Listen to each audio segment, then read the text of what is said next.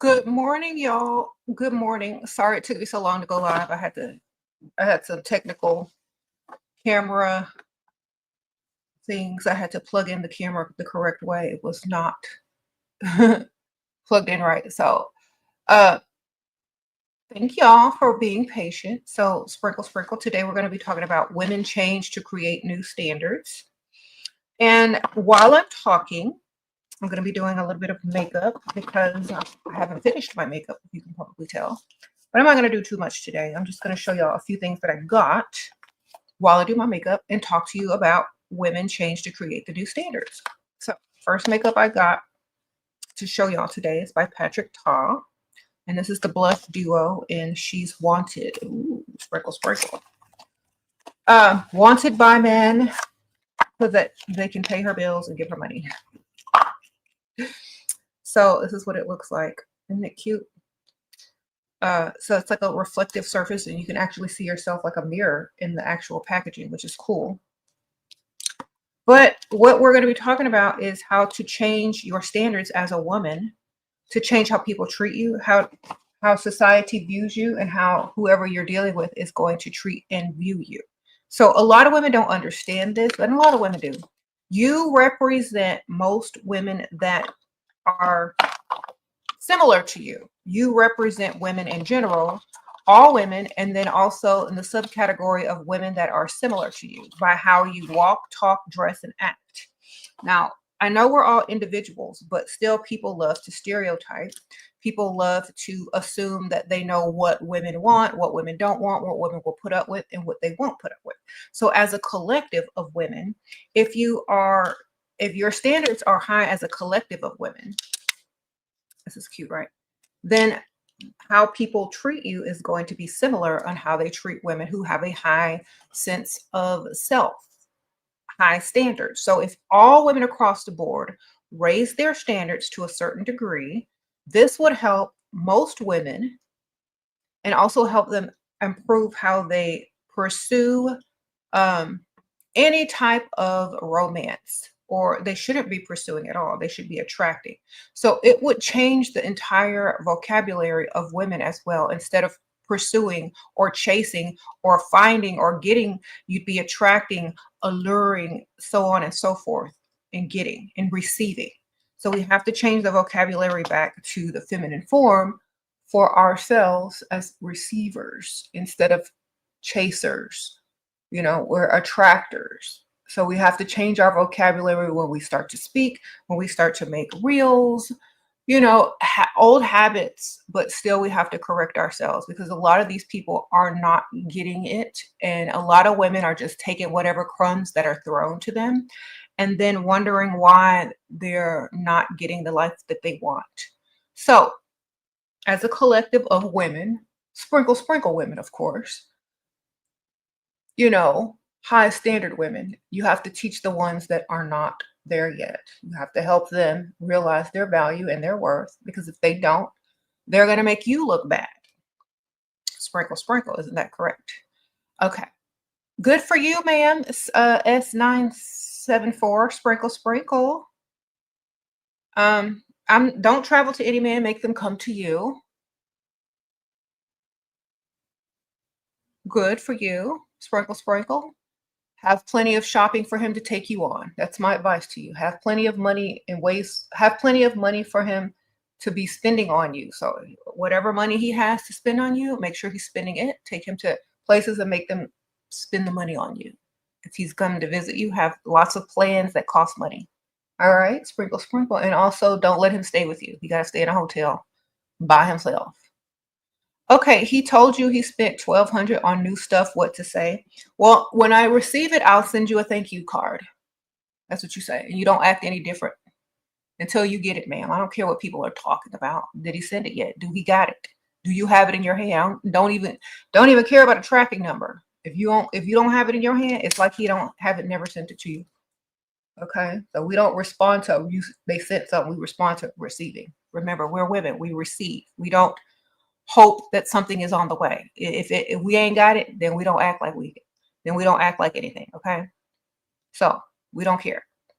Thank you, Deandra. Your sugar daddy gave you a little money. You just can't convince him to give you more what to do. Ask the other one. Sprinkle, sprinkle. If you can't get him to do it, ask another one. That's what the other ones are there for. One man can't do it all, man. Sprinkle, sprinkle. If he could, he would. All right.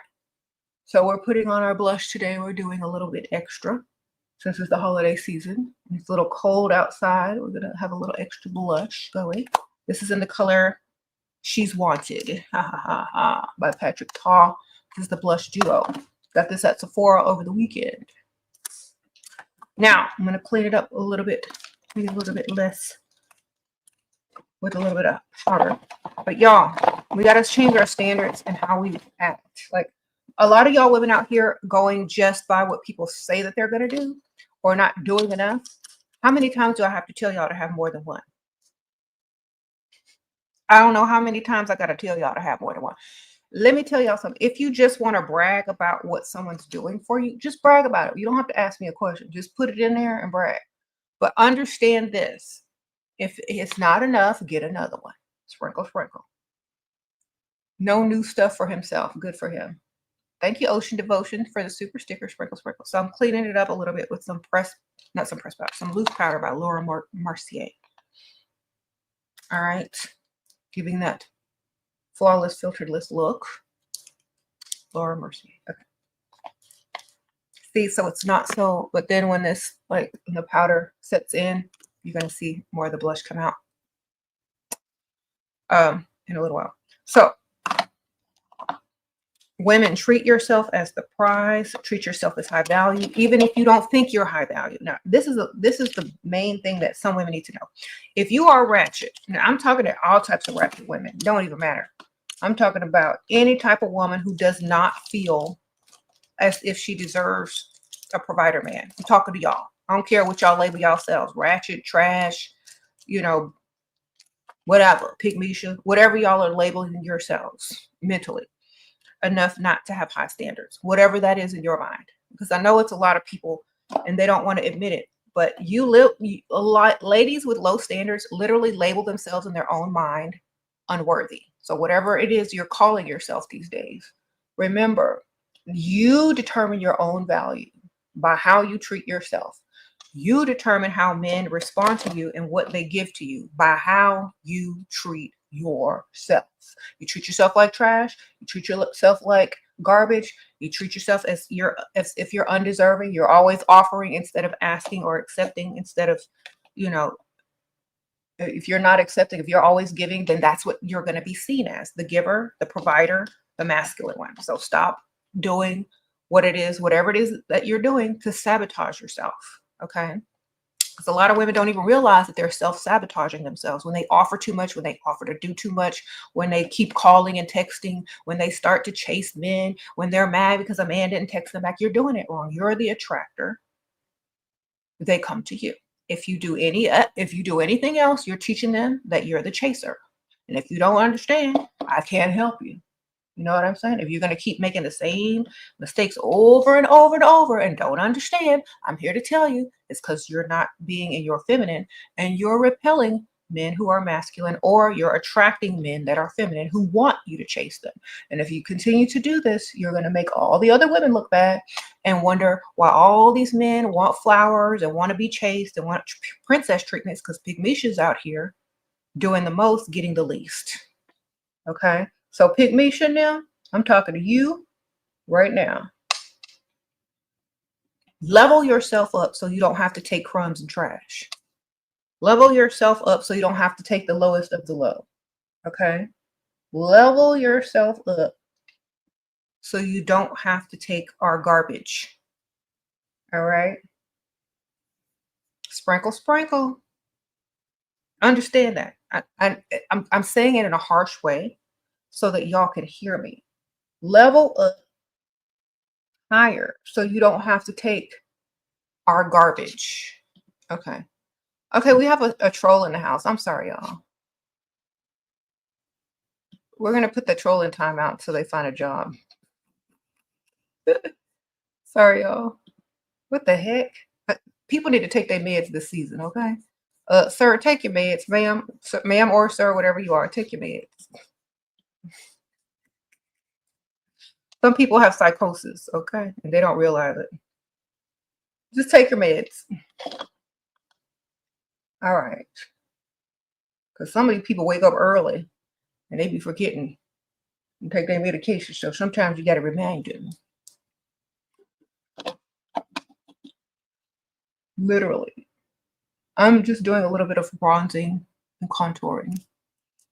Okay. Not too much. It's like, yeah, no. Anyway, but some of them people need to get on their medication early. All right, sprinkle. Because I'm not the one. I don't care. I'll call you out. Okay. Whoever, they need to go ahead and get on it.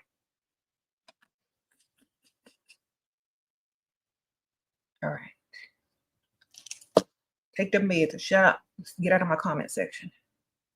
All right. So, ladies, if you are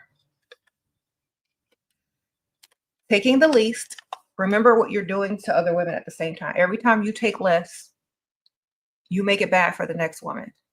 You make it bad for future women. Every time you don't know your value or your standards. Because as a collective, if all women stood together and said, these are the standards you must meet before you even bother me.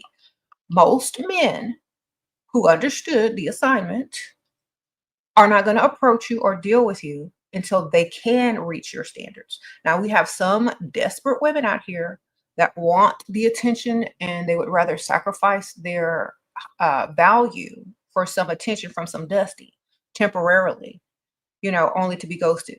So when you are that type of woman, what you need to understand is you need to do just like these dudes are doing if you don't want this to be the standard and to leech out on other women. You need to let it be known that you don't want to marry this man and that you're just temporarily entertaining him because you feel some sort of way. You need to do the same thing these guys are doing out here when they tell you straight up that you're not the one. You need to start telling these men they are not the one. So they don't try to start to pretend like they're the one, act like they're the one temporarily, so that your poor little emotions won't get involved. And then you start coming in my comment section asking me how to turn a dude from friends with benefits into your man. He never wanted to be your man. He told you from the start that it's not ever going to get to anything. So definitely tell them from the start if you're going to down yourself, down your value. Remember that. And I'm not saying dealing with a guy is downing your value, but if you're dealing with a dusty, especially, if you're going to choose to deal with something broke, at least tell them what it is before you even start. And tell them not to tell nobody. Okay?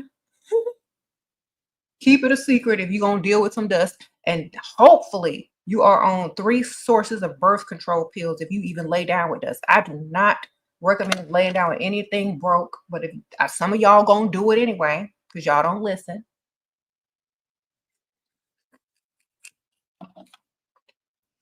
So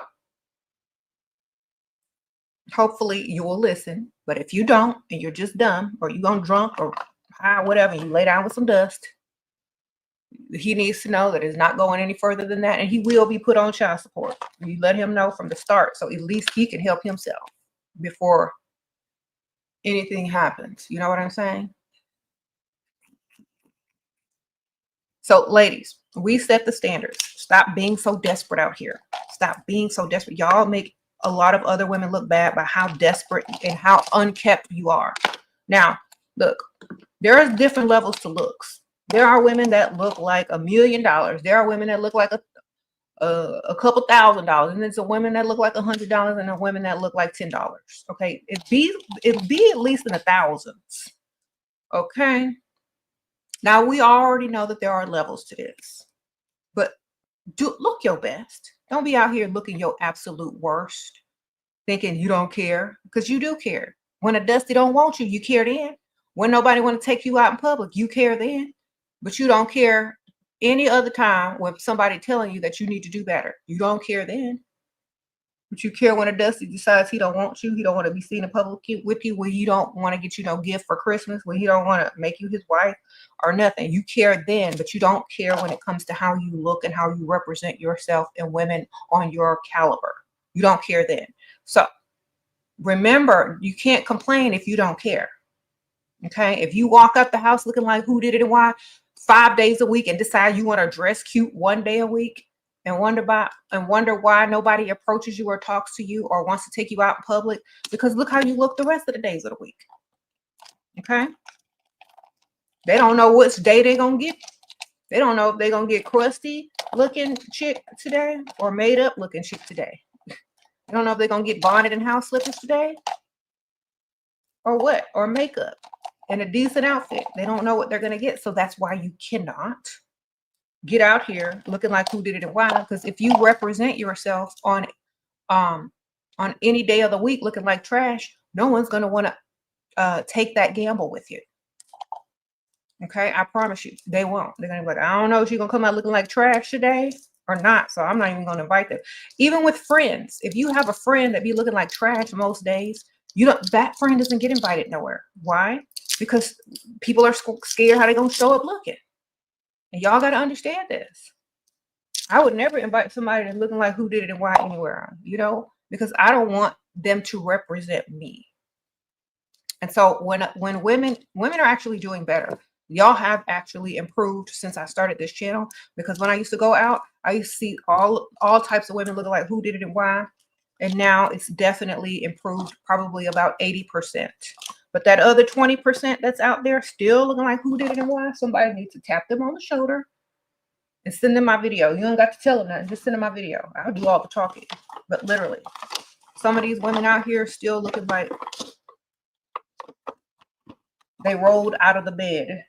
Okay? And it's not nice. It's not nice to anyone to represent people and other women looking like that trash. Okay, they got beauty supply stores on every corner.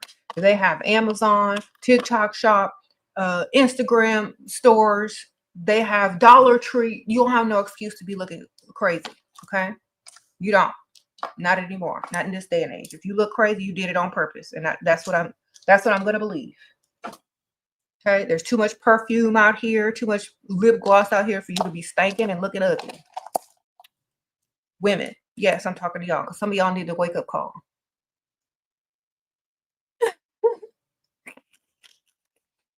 And another thing, look, I know people are going to get mad at me, but I do not care. Y'all know I don't care. I'm tired. I'm absolutely tired of getting on TikTok or Instagram and seeing somebody's bare face with spots all over it, no eyebrows, talking to the camera for hours. Ma'am, just turn the camera off. Okay? I'm tired. At least put on some foundation or some concealer and draw in a tail on your eyebrow. Look, this is not any one particular. I don't even know who this person is. I just keep seeing them. Ma'am, if you're going to be on TikTok live for hours, put some makeup on or turn it off. All right? Don't nobody want to stare at your face looking like that. We ain't your family. Sprinkle. I'm just telling y'all, because this is why I can't even follow some of these people on TikTok that be following me. I can't follow some of y'all because this is what I be seeing. I'm like, I don't want to see your ugly face. You go put some makeup on. I know you confident in how you look, but do you see yourself? You look like Pygmisha. Go put some makeup on. Sorry. If I'm seeing a Pygmisha on my screen, I'm unfollowing. I guess that's just what I'm doing. I'm gonna unfollow you on this screen, looking like who did it and why. And I was nice enough to follow you in the first place. I'm unfollowing if I see you up here looking crazy. Because you don't have no excuse, okay?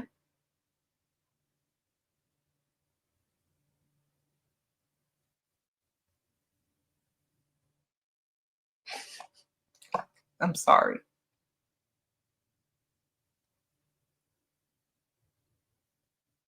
Confident or not, that's great. Look at yourself in the mirror. If you're doing a skincare video and talking about your skin, great. But don't sit up here for 2 hours talking to me with 1,000 spots on your face, no eyebrows, talking about how you can't get no man and how some man ghosted you. Shut up. Okay? Because I'm going to tell you your problem. Put some makeup on. All right. And also, ladies, the type of women that get online, and I'm not picking on anybody in particular because I don't know their name. I don't even look at their name. I just scroll through, pause for a second, and then scroll on if I don't like it. So listen, if you are out here talking about how your ex did this and how your ex did that and how this date went and that, look, you're putting out your weakness. You're putting out your insecurity to the world. You're putting it out on the internet. You're putting out all the crap that makes you undateable out there. So why do y'all do this? I know it's for clicks, but at least make up some lies. If you're going to put it out there, make something up so it ain't true. So the next person, if they happen to have seen you online, you know, they're not going to try to use those tricks against you because y'all be putting everything out there and nobody even cares. They be like, no wonder you single. You know, I wouldn't want you either. All that nagging and crying and over emotionalness. You know, y'all represent women of today and y'all have to act better than that. Y'all got to act better than that. Okay. Because if y'all don't, that's what y'all are going to attract. Men that only want victims, men that only want who did it and why, pick Mishas, and whatever you're doing, it's not working. So there's no need to tell anybody about it if it ain't working. Now it's okay. Sprinkle, sprinkle. Now, if you change your standards, most men are going to adhere to those standards. But if the majority of women continue to take the least for the most, that's what's going to be expected. All right.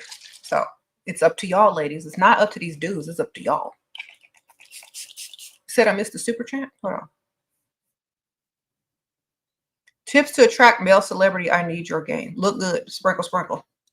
They're looking for looks, man. You got to look good and better than whatever else they scrolling past. Or you got to be different. All right. Different and looking good and whatever else they're used to. You can't be the type of woman that's going to chase them because that's what they're used to. That's their groupie. So either you're a groupie or you're the one that they chase. Sprinkle, sprinkle. Okay, Esther, sprinkle, sprinkle. You just got some Lineage glowy makeup serum. You was undecided until you mentioned it. Oh, Laneige. Okay. Laneige glowy makeup serum. Okay, yeah.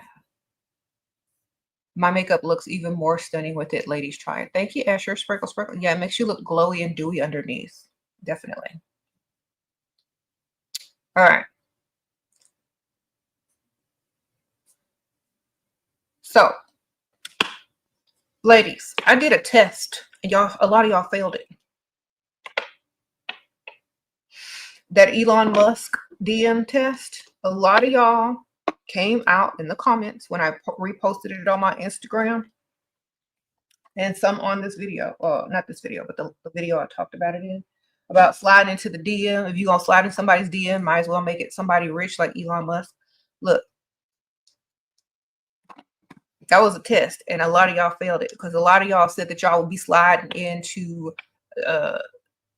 different DMs. Like, if you don't know this person personally or have any connections with them, you should not be sliding into no grown, able-bodied man's DMs. If they like you, they'll find you.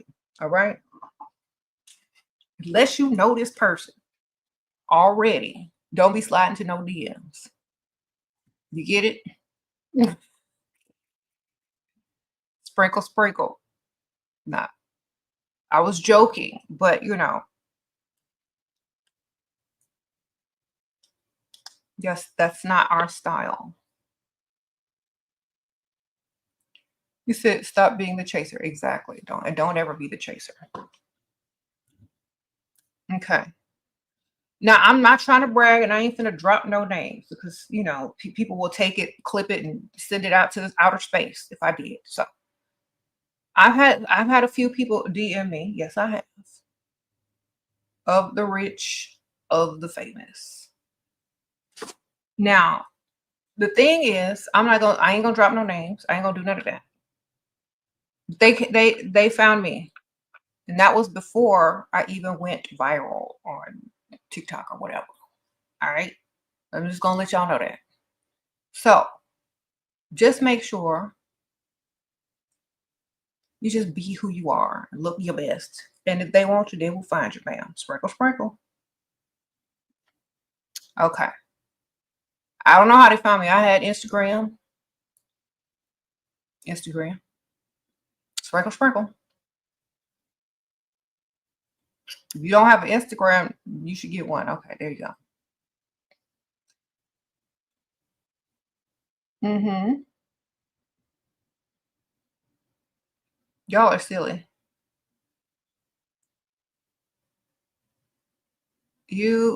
Okay. So make sure you understand. No chasing. If they want you, they'll find you. Thank you. He says, yep, IG is the #1 place to get a celebrity in your inbox. That's true, Doris.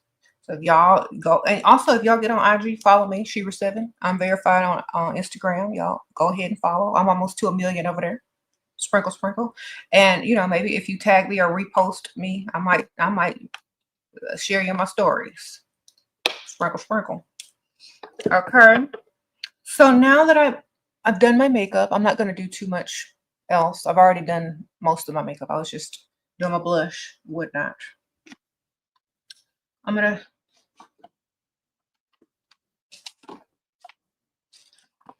thank y'all. Yeah, appreciate that. So some good gifts to get this holiday season. Shout out to Secure the Bag. They're one of my subscribers and they sent me a Secure the Bag purse hook. Oh shoot. And it says STB, Secure the Bag, has a little lady on there. And I used this the whole weekend when I was going out to eat, when I was going for lunch, at a nice restaurant. So you don't have your purse all on the back of the chair or on the table looking, a little ratchet. You get one of these hooks and, it hooks on your, on the edge of the table like this. You just put your purse on it and it holds it holds a lot of weight. So even if you have a heavy purse, it's going to hold. So y'all go check out Secure the Bag. It comes with this little cute pouch. It's a perfect Christmas gift for your girls and fits in your purse very nicely. So I have that linked in the description bar. Scroll down a little bit and you'll see Secure the Bag. Thank you. I use this. I keep this in my purse. It's so cute. Perfect gift, stocking stuffer for the holidays. Yes. Put that there because it came in handy like this weekend a lot. My subscribers are such entrepreneurs because I appreciate entrepreneurs, especially women entrepreneurs. So I definitely promote women entrepreneurs. So I'm so proud of y'all for listening to me throughout the years and having the courage and the mindset to get this money and then invest it back into yourself and start your own business and start making yourself a name and a brand. Okay. And I do believe that. I believe any woman who is dealing with any man, if he has money, you're supposed to eventually have your own money at the same time because he's giving you all this money. You need to save it. You need to invest in yourself. You need to start a business or you need to invest it, whatever you're trying to do with it, all of the above, whatever. But you need to also be getting your bag after taking his money and the money he gave to you. You need to figure out what you need to do with that to make yourself better. Okay. So I do believe in women owning their own businesses, whether it's a small little online shop on TikTok, all the way up to, a giant cosmetics brand, whatever. Get it. Okay. Sprinkle, sprinkle. I don't even care if it's an Etsy store, a Poshmark store, as long as you got money coming in and you're making money with his money. Sprinkle, sprinkle. Thank you. Okay. Y'all want some more good Christmas gift ideas? All right. Let me see if I got something laying around here. Eh, where did it go? I just had it. Oh dear. Oh, so thank you, Debs, for being a new member. I appreciate it. These little cute balloon gold necklaces are great if you have teenage daughters or if you like trendy jewelry or just, something cute to give a coworker or whatever. These little cute balloons. Hold on, I'm trying to open it up. There we go. These are really cute. They have them everywhere. But like, and this one is heavy, so this one is cute. This is L. This is gonna be for my daughter. But very cute idea for teenagers or youngsters, or just if you're a youngster yourself, something cute and trendy. You get that for yourself or for your friend. That's cute for the holiday season.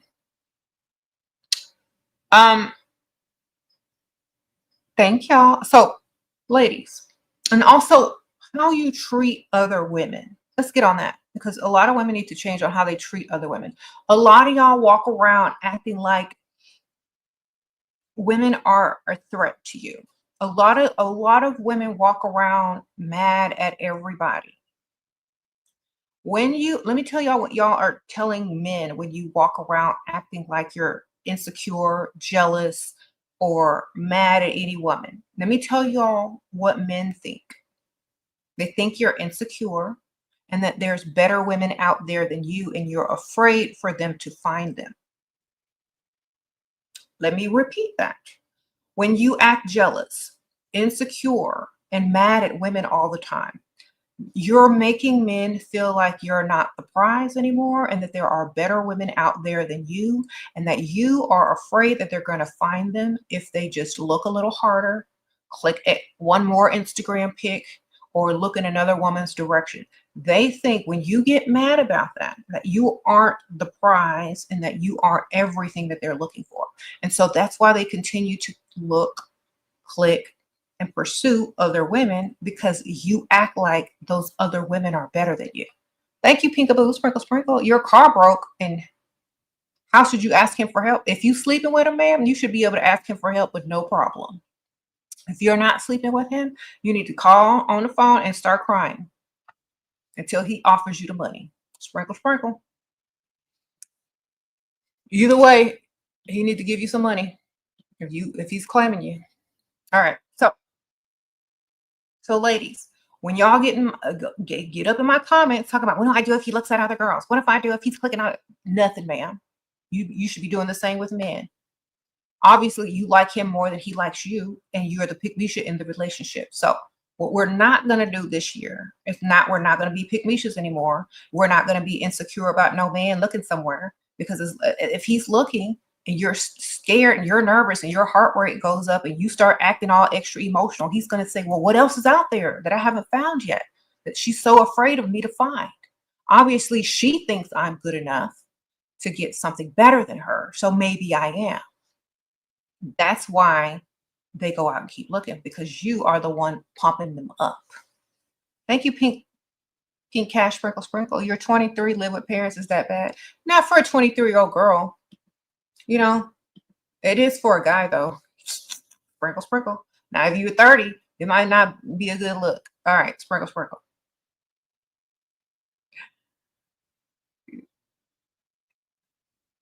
All right, so jealous. I know, and a lot of those women are going to be young because they don't know this yet. So I'm telling y'all, young ladies, because you probably don't know this, that's why the men are acting like that, is because you're making them feel like they can just get the best of the best type of women. And some of y'all's men be dusty and don't nobody want them, but they just be looking at everything that they can't have. They're literally window shopping, and you acting like they got a full bank account to go insecurities women, the way that y'all are acting sometimes. Don't nobody want no broke, dusty men. And even if they have money, you're hyping them up higher to make them think that they can get better than you. So stop doing that. It's not a good look. Okay. Remember, you're making other women look like they're better than you. Every time you're acting jealous, say a snide, mean comment about it, get mad if he looks their direction, you're making yourself seem less than them. And that's how he's going to start viewing you if you continue to do it. Okay, peekaboo, sprinkle, sprinkle. Okay, so you gossiped about what? You gossiped to your friend, to him, and he stressed you out, and now he keeps asking about her. What do I do? Huh?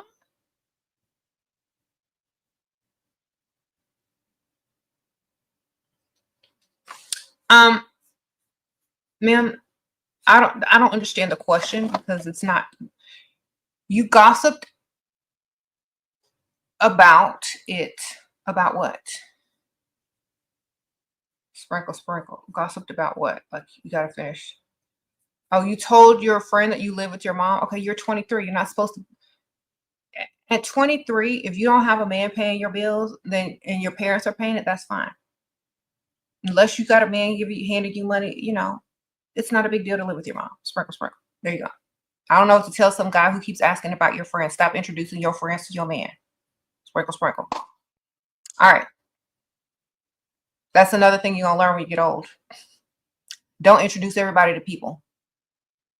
Thank you, D-Love. Sprinkle, sprinkle. He's 50 and his best friend who claims they haven't slept together. Should I believe him? You should never believe a man. Sprinkle, sprinkle. Thank you, D-Love. Now that that's out of the way.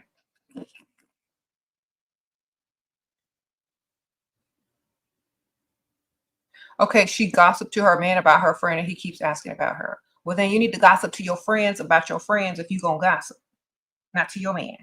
All right, sprinkle, sprinkle. Just tell them y'all ain't friends no more. There you go. Sprinkle, sprinkle. Or tell them y'all ain't talking right now. Who cares? Just stop talking too much. That's a lot of y'all's problems. Talk to AI. They got them AI people that listen to y'all, them AI bots on the phone. Download your app. If you just have to blab to talk to somebody, talk to AI or something. Okay. Sometimes y'all be doing too much, and that's why y'all get into the situations that y'all are in. Most problems start from gossip because y'all can't hold your tongue, or y'all got to tell somebody, blah, blah, blah, blah. Tell AI. Nobody cares. I promise you. Sprinkle, sprinkle. And when they start caring, you're going to get mad because they're going to be asking about the other people. So when you spill a tea, they want more tea. Remember that. Thank you, Nikki. Sprinkle, sprinkle. Tips on where to meet provider at outskirts. Wherever the nicest place is on the outskirts. Sprinkle, sprinkle. I don't know where you live, so I couldn't really answer that specifically, but go for the business owners, go for the people that have the higher end jobs. If you live in a small city, and go to the higher end places, car dealerships, so on and so forth. Golf courses, golf clubs, golf shops, whatever. Okay. But literally, y'all need to, some of y'all talk too much and y'all literally just need to download an AI app. I think it's free on Instagram. Okay. And start talking to them because nobody cares. Thank you, Peaky Cash. Should you tell provider you live with parents? Only if you're trying to get an apartment of your own and him to pay for it. Sprinkle, sprinkle. Like, and probably it'll make them feel better because they don't think you're out spending the night with random people. So you're so young, they don't care. That's especially if they're older. If they're older, they don't care. They probably prefer you live there versus living on your own because you can't sneak no dudes over. Okay. If you're almost 30, then it's a problem. It's a big problem. You should be established by then. Okay.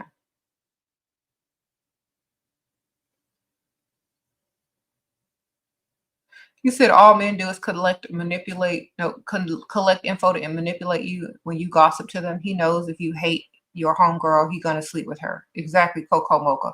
Girl, sprinkle, sprinkle. She's so right. Coco says that you need to stop talking to these dudes because all they're gonna do is gather information and use it against you. They know you don't like your friend, so guess what? They're gonna sleep with her because it's not a chance of you caring if you lose her or not, right? If you don't like her enough to sit there and gossip about her, who cares? That's why y'all, okay, how y'all talk about other people in front of other people, they're especially older people, they're gonna say, okay, well, this person is a gossip. I'm not gonna tell them nothing. Look how they talk about their best friend in front of me. I can't trust them. They're a gossiper. They're not this type of person. So when you gossip to other people about other people, it literally looks like You're a messy person. Okay. So be a lady and stop gossiping. If you need to gossip to something, I told y'all, AI, sprinkle, sprinkle. You said gossip is for girlies, not men. I don't think it's for anyone, but if y'all got to do it, don't at least don't do it to the guys. Do it amongst each other if that's y'all's form of entertainment. But uh, like I said, like gossiping is not a form of entertainment to higher class people, only to lower class people. Remember that.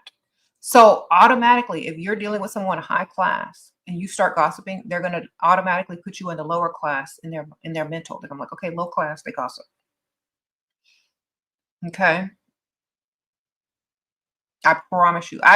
Most guys and most women that I know that have a lot of money, they don't gossip. Only broke people gossip because that's all the form of entertainment that they have. Like rich people are talking about making money. What's next? You know, ideas, things like that. So when you gossip, it's an indication of low class. Just listen to me what I'm telling you. Okay. All right. Okay. I don't know. I don't go to Atlanta, baby. Sprinkle, sprinkle. I ain't never been to Atlanta. So wherever there's the least gay guys, sprinkle, sprinkle. I don't know. I don't know.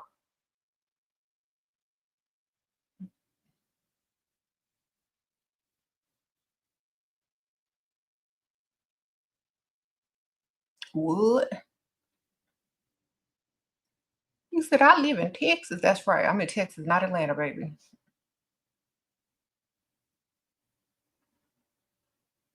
So when we change to create new standards, most women have to be on board. Okay. There's always look, and this gonna hurt some feelings, but there's always gonna be some examples of what you don't want to be out there, just to keep you right where you need to be going. So when you look around and you see somebody that, ooh, I don't ever want to be like that. Sometimes, and those are phases. Hopefully, some women are at a different phase. So when you see one of them women out there looking like you never want to look, don't get mad and gossip and talk trash. And if you're not going to help them, say that is an example of what I never want to become or what I never want to be like. Okay. And if you're going to teach, if you're going to tell people, please don't ever be like this, because look at their lifestyle. Look what they have to deal with. Look, like, have some good reasoning behind it. You know why you don't want to look like this or act like that, because it doesn't lead anywhere you want to be. Use that as fuel and examples of what you don't want to be. You know what I'm saying? And keep it moving.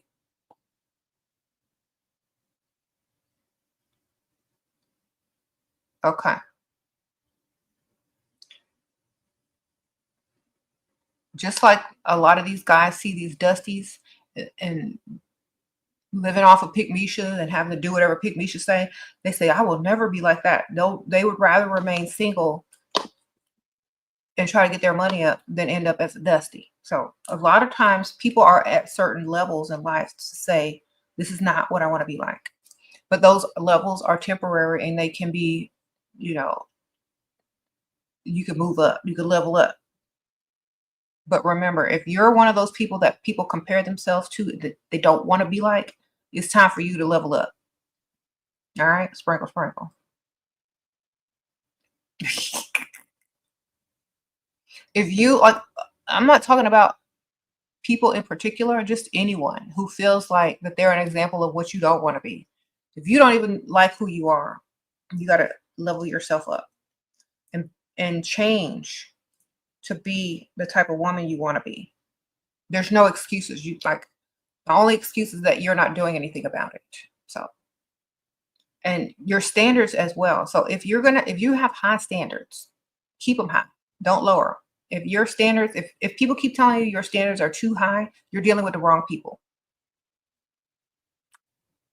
All right. If people keep telling you your standards are too high, you are around the wrong people. I know that there's this reel going around on Instagram with 50 cents saying that there's a bottle of water. It costs $2 at the store. It costs $3 in the vending machine, and it costs $7 on a plane. And the water has not changed at all. It's just the location and the environment that ups its value. Okay. So if you're accepting the least because of the environment or the people that you're dealing with, that's what you're going to get. If you hang around people that actually have more and value you more, you're going to get more. Okay. So just understand that. If you are around a bunch of pygmies and a bunch of dusties, do you think they know the value of a woman? Let me repeat that. If all you hang around is broke dusties and broke pygmies and desperate women, do you really think that they know the value of what a woman is? No, they don't. So they're not going to treat you that way, and they're not going to reach the standards of you. Period. Now, if you go around somewhere in a nicer environment where people know the value of a woman a little bit more, you're going to get treated way better, and your standards are going to be easier to meet. You got to change the people and the environment if you want the standards met. You can't walk around with high standards in a place where people will never be able to reach them, or don't think you're worth anything, because Pygmisha is not worth anything to herself, and she treats herself accordingly. And so Dusties treat her the same way, and Dusties don't see the value in a woman because Pygmisha don't see a value in herself. You're not going to get anything over there. You need to level up to a different environment around different people, to where people value women. You need to get in those environments where men are buying their women houses and cars and,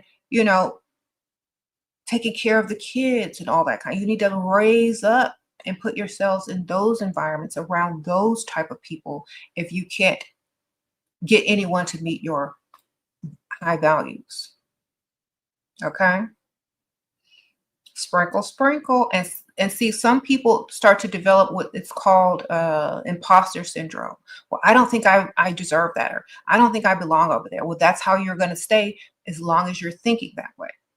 It's like I said, it starts from within. That's why so many people feel like they have imposter syndrome, because they've been brainwashed so hard that they're supposed to be broke and take the least, that they think that leveling up to get what you want in life is imposter syndrome. And that's pretty sad that people have to label it that way. The only imposter that you're going to be dealing with is yourself, not knowing your true value as a woman. You're being an imposter of what a woman is really worth. Nothing. If you're treating yourself like trash, dealing with the worst type of men, that's imposter syndrome, because you're a woman and you don't know your value. So level up, get around some different types of people, some different environments. Now, like I said, there are levels to this stuff. So if you're already at a level where people appreciate you as a woman, but not reaching the standards that you have for yourself, then level up a little higher, and then a little higher, or however high you want to get. That's it. J10, I'm not helping you no more, because you keep dealing with dust. All right, sprinkle, sprinkle. Thank you for the super chat, but you don't listen every time I tell you to go get another one that has more money. You won't listen to me. You dealing with dust, and you dealing with somebody that doesn't like you. I'm gonna tell you one more time. If you don't listen, I can't help you no more. The dude that you're dealing with don't like you. He sees you as less, and he doesn't want to spend. All right? He don't like you. He sees you as an option. He wants you to act accordingly. He sees you as an object. What you need to find someone is who likes you 10 times more, who you don't have to chase. All right? If you don't listen to me, I can't help you. Drop them. Go find someone that likes you 10 times more, and you will never have no problems again. All right? Sprinkle, sprinkle. That's it.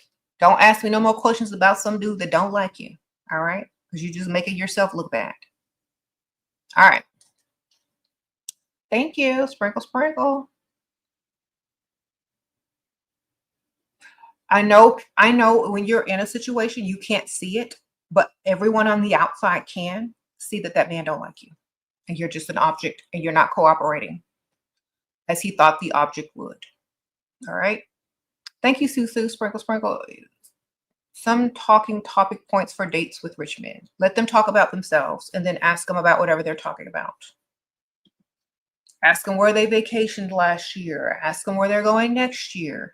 Ask them, about, what they did that day. Just let them just keep talking and then find interesting points with whatever they talked about. It's like, oh, that's so interesting. You're such an interesting person. So allow them to do most of the talking. It's not an interview. You're just gathering information about what they can do, how they can spend, how they spend their day, so you know exactly who you're dealing with. It's not an interview. Okay? Just let them talk most of the time. You said it's okay if someone doesn't like you, reclaim your time. Exactly. If someone doesn't like you, get out of the relationship. Just because they call you and text you and want you to act accordingly still doesn't mean they like you. If they don't do what you want them to do, they don't like you. All right? They'll tolerate you, they'll use you, but that doesn't mean that they like you. Tolerate, use, and like, very different. If you're not getting what you want, they don't like you. Sprinkle, sprinkle. The faster y'all learn this, the faster y'all can move on to someone who does like you. Because when you're a certain age, you're not going to put up with no BS. You're going to be like, you know what? Obviously, you don't like me enough to get me what I want or do what I need you to do. So I'm on to the next. Okay? I don't need to compete. I don't need to try. I don't need to impress you. I'm the woman. Either you get it or you don't. That's how you need to act. That's the standards that you need to have. If you keep dealing with someone that doesn't like you, you're making it okay for women to deal with men who don't like them. And that's not okay. Okay? It's disgusting actually. When you see a woman that keeps chasing behind some man that don't even like them, it makes her look real bad. Like she needs him and she likes him 10 times more and he's dragging her along, laughing at her. That's what it looks like. Okay. So create the change and create new standards. If you tell that man you don't like me enough to do what I need you to do, this is gonna be the last time we talk. Good luck out there. Leave him alone. Okay.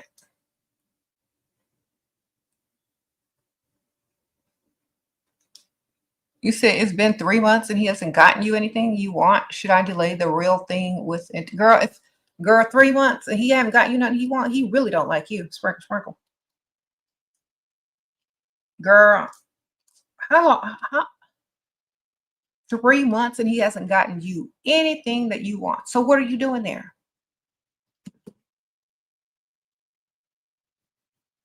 Being an object? Being a placeholder? What are you doing there? I don't know. That's up to you.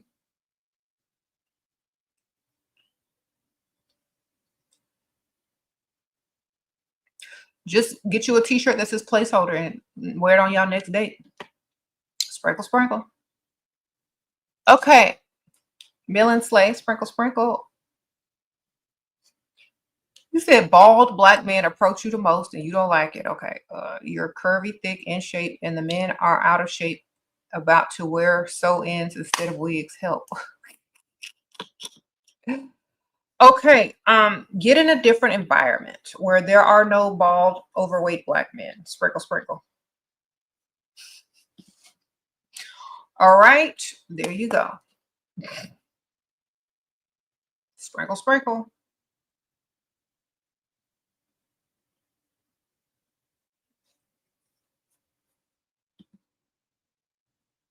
And do they have some money? If they don't have no money, then bypass definitely. If they have money, you can slow down a little bit. But if they don't have money, keep it moving. Because it's not about their looks, it's about their money and what they can do for you. Because I don't care what they're looking like. They got some money.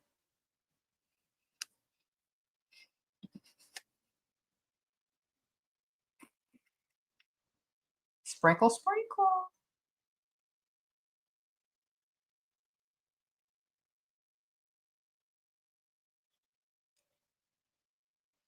Like they can look any type of way as long as they can pay some bills, got some money, can buy some gifts. I don't care what they look like. I don't care about looks.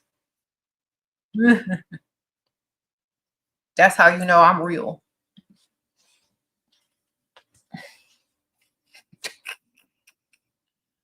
You care about looks, you care about too much other stuff. And that leads to not getting your back.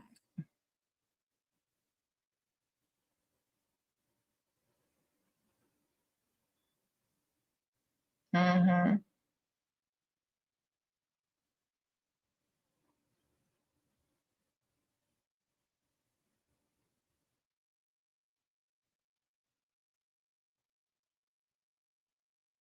Sprinkle, sprinkle.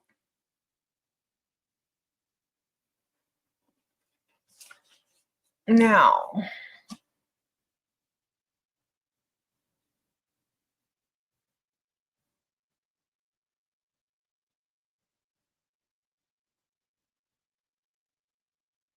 what if your provider knows that you're a graphic designer and asks you if you would help out with a business he's doing? No, I ain't helping no business. Sprinkle, sprinkle. Done. Unless I don't have to do any type of work at all, barely any work. No. Yeah, I can do graphic art these days. Sprinkle, sprinkle.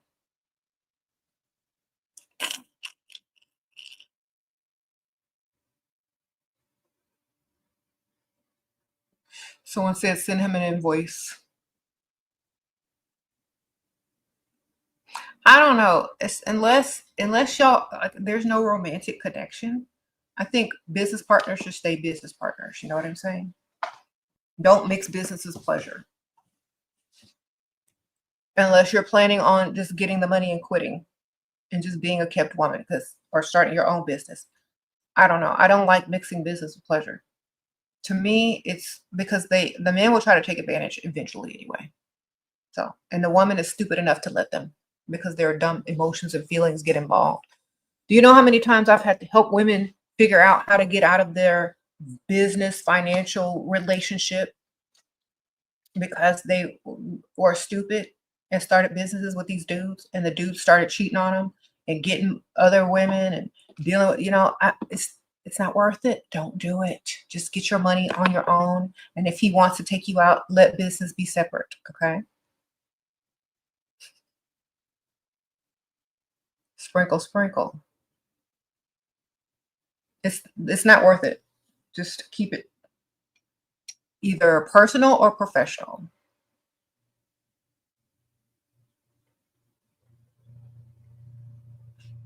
Okay.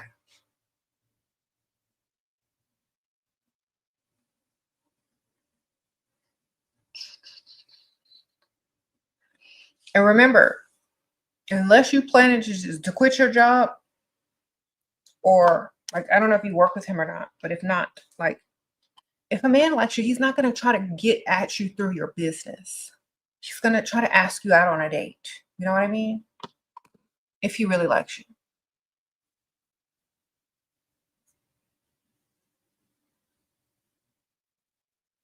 Many men ask you what you do for a living and say you can work for their business. Exactly, because they don't see you as a future wife. They see you as an employer or an object or someone to do what they need you to do. They don't see you as their woman. Like I told y'all, men don't like women if they're going to ask them to work.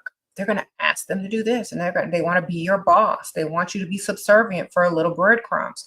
If he's not going to give you the money that you want him to give you and treat you like, someone he's dating, he's going to treat you like an employee. The answer is no. It's like, no, I'm sorry, I'm not looking for a job right now or a boss. I don't agree with mixing business with pleasure. So, do you want to date me or do you want me to apply for a job for you? Keep it separate because unless you already work there and you're trying to quit your job and just date the boss, so you got some dirt on him, then there's no reason to do it. Sprinkle, sprinkle.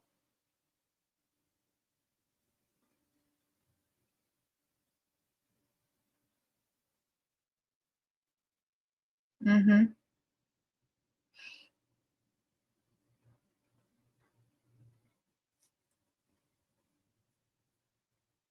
He wants to build on your back. He can't do it himself. Run. Exactly. We're the prize. We're the women. We don't need to be employed by these men. They just give us money or on to the next. All right. Take us out on a date. Give us what we need. Impress us. Make sure that you understand we're the prize. We're not trying to apply for no jobs. Okay. Sprinkle, sprinkle.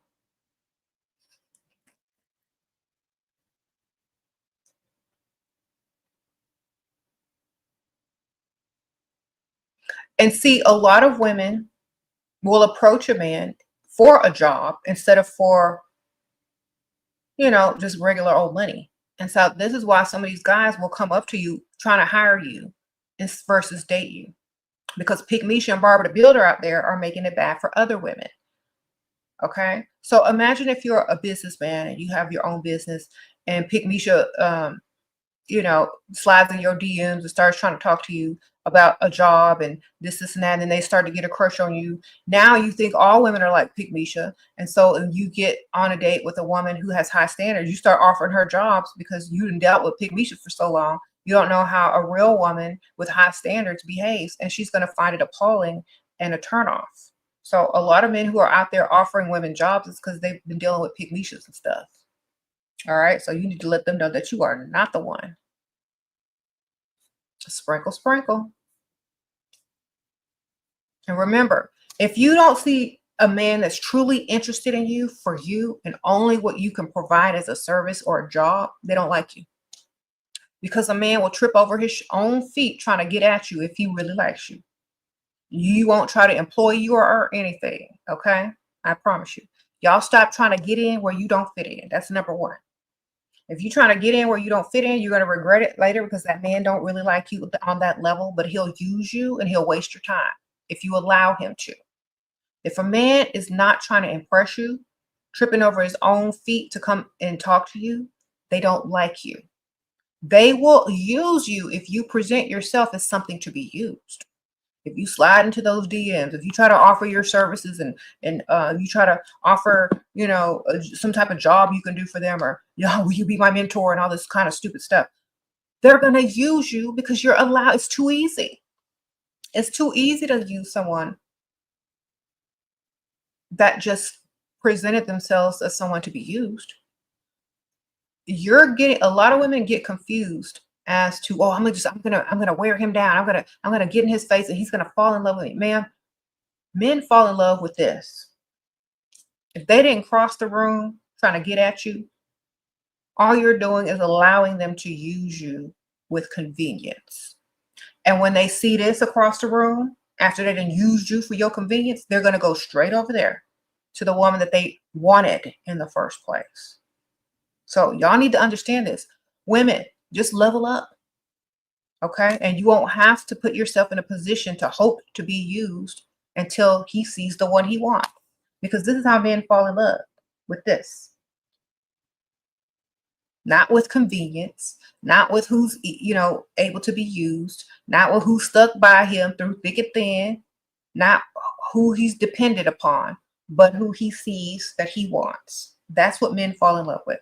And some of y'all women are going to realize after it's too late that no matter what you do, if they see something they want, that's where they're going. So if they didn't see what they wanted and crossed the room for you and gave you the most, don't even deal with them. All right? Because all you're doing is setting yourself up for failure. You see it, especially men with assets. Exactly. Men know what they want and they go get it. If you're delivering free samples everywhere and free services everywhere, that's not what they want. Be hard to get with high standards. That's what they want. A challenge and a woman with high standards that nobody else can have. Who's not up in other people's DMs begging for attention, saying, oh, please pick me, pick me. All right. They don't want that. Okay. Sprinkle, sprinkle.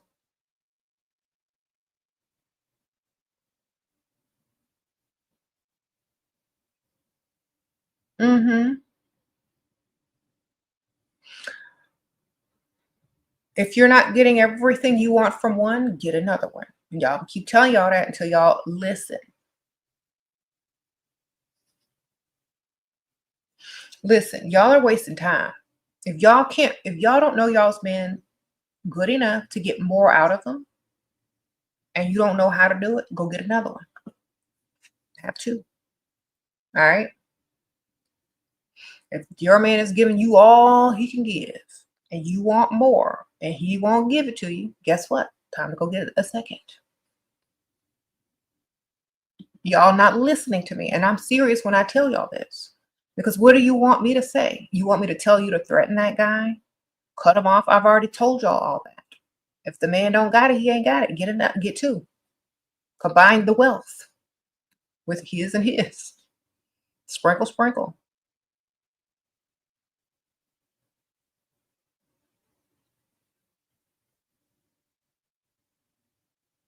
You said you don't have to lie, just withhold the truth.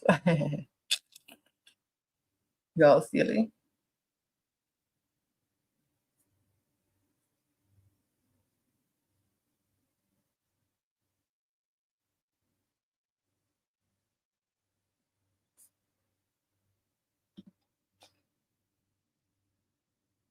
If someone asks you what your job is, just say gold digger. And if they're broke, they'll leave.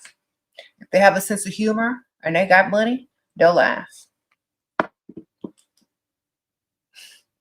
Fastest way to get rid of some dust. When someone asks you what your job is, like, oh, I'm a certified gold digger. See what their reaction is. Pause. No, they'll be like, no, haha, really. It's like, well, you're right. Gold digging is more my, my hobby, but I prefer to see myself as, a future entrepreneur. So right now I'm just gathering, information and research on how to start a business, but, definitely gonna start a business, and, gold digging is definitely going to be my, way to fund it. So that's where I'm right now. See what they say. If they like what you looking like, they're not gonna care. Let's go, oh, well, I would like to contribute to that. What kind of business you starting? See? Be unapologetic about who you are. Even if it's not, even if it's just a sense of humor. A broke man will run as fast as he can because he has no goal to be gotten. And before you figure it out, he's got to go. Thank you, Princess Hannah. Sprinkle, sprinkle. Where are the pretty provider women forever been? I don't know. They probably online doing what they do. Sprinkle, sprinkle. Most women who look good, they're going to want to be seen. So they're going to probably be in a type of position where you could see them. But I don't know if they're going to be providers if they're pretty. Because they're getting provided for, obviously. Unless they're hung up on looks. That's the only thing I can tell you. Sprinkle, sprinkle. She looking for a woman, y'all. Someone says they're at the CrossFit in the brewery. Okay. If too many men ask you what you do for work, okay, first of all, you gotta ask yourself, do you look like you are a stripper? Because if you look like you're a stripper, a lot of men are gonna ask you what you do for a living. If you look like you make a lot of money, a lot of men are gonna ask you what you do for a living. If you look like you online doing the most, people are gonna ask you what you do for a living. So if you don't look like any of those things, then you can always lie and say something really boring so that they will never ask you about your job again. Okay. Try to find the most boring, mundane, boring, complicated title you can find that doesn't make a lot of money, and then tell them that's what you do. Because if it sounds boring and blah, and you start to explain it, they'll never ask you again because they don't care, especially if they have a lot of money. Now, if you tell them a boring job and then they start asking you how much money you make, that's a red flag, because a man doesn't need to know how much money you make if he's the provider. Okay. A man does not need to know how much money you make if he's a provider. He should be making more anyway. Sprinkle, sprinkle. Promise you.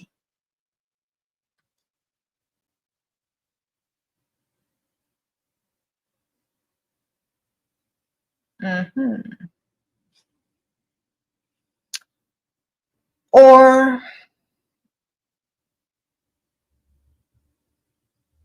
someone said librarian. I think librarians make a good amount of money though.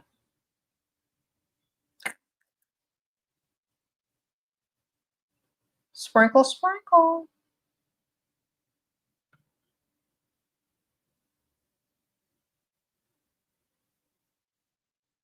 You said elementary school librarian.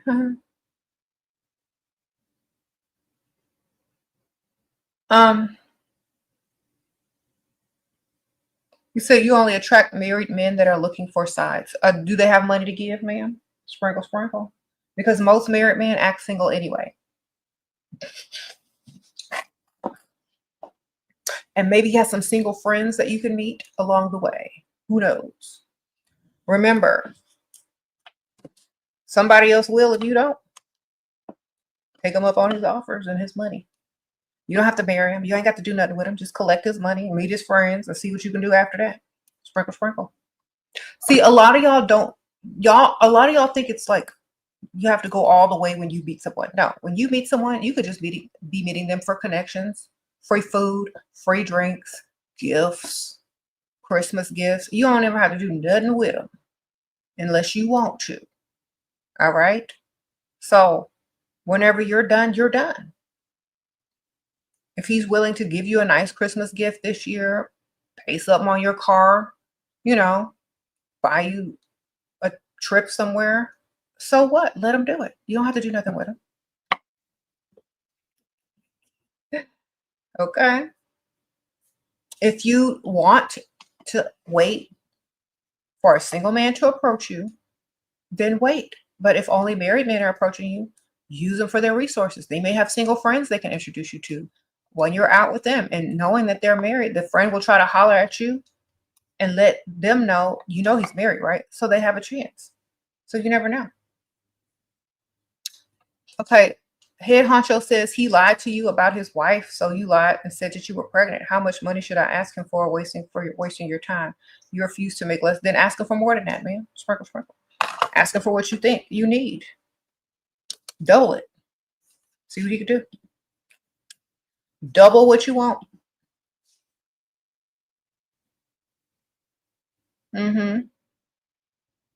Sprinkle, sprinkle. You said I needed a man to get me where I am right now. Show some respect. I needed a man that liked me 10 times more to get me where I am. To make me into a wife and a mother. Yes. Sprinkle, sprinkle. And I tell these ladies that's what they need to look for. And their standards should be that high. But a lot of guys are out here just thinking I needed a man. No, I needed a man that liked me 10 times more, that was going to allow me to rest in my feminine, not just any man. Sprinkle, sprinkle. Thank you, Laura Fit. Appreciate that. Sprinkle, sprinkle. So raise your standards so you don't just end up with any man. End up with somebody that allows you to do what you want to do. Okay.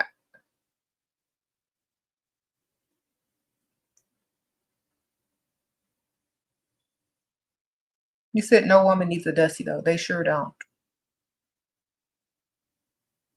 You said that's what you asked him for? Okay.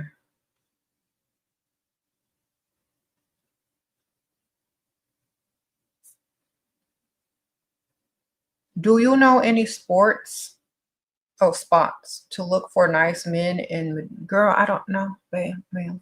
The rich part of Spain? The rich part of Madrid? Sprinkle, sprinkle. Anybody in Spain that can help her? Sprinkle, sprinkle.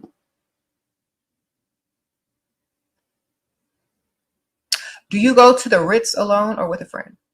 I don't know how many times I got to tell y'all this. Unless you live in a town where there's nothing else but a hotel, don't go to the hotel. All right? It looks cheap. What are you looking for in a hotel, ma'am? If your town has nothing nice except a hotel and that's all you got there, great. But don't go to the hotels intentionally. It looks bad. All right? Unless there's a conference that you're invited to or a networking event that you're signed up for, don't go. You said New Orleans? Well, if you're in New Orleans and every place is a party place in a bar, then I guess that's okay because that's a party city, so it doesn't matter. But if you're in a regular city that's not a party city, yeah, don't go to them hotels. But New Orleans, I don't think that counts in New Orleans, so you good. Sprinkle, sprinkle. But most of the time, you're going to run into tourists. If you're, especially in the French Quarter, you're just going to run into tourists most of the time. Unless you find somewhere where the locals hang out. I don't know. What are you looking for? The local people that have money. It's kind of, I don't know. Anyone from New Orleans know where the local rich people hang out? Please help. Help the lady. Sprinkle, sprinkle.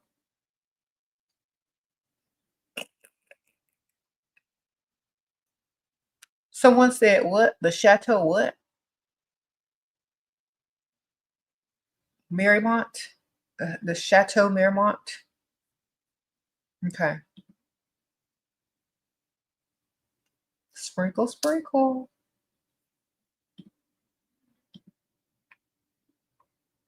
Rich people in NOLA don't hang out in the French Quarter. Thank you, Rosewater, sweet tea, sprinkle, sprinkle.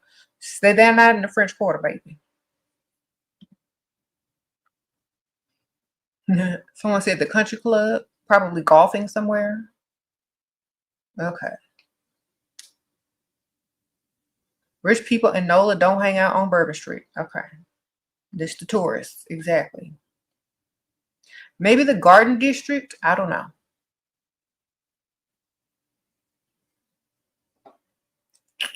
And when I get back to New Orleans, I'm gonna be hanging out. Sprinkle, sprinkle. The Chateau, what? The Chateau is in LA. Okay. Oops. In private spaces, New Orleans rich people hang out in private spaces with cliques. Okay. Well, if you know any, let the people know. Sprinkle, sprinkle. I guess it wouldn't be private anymore after that.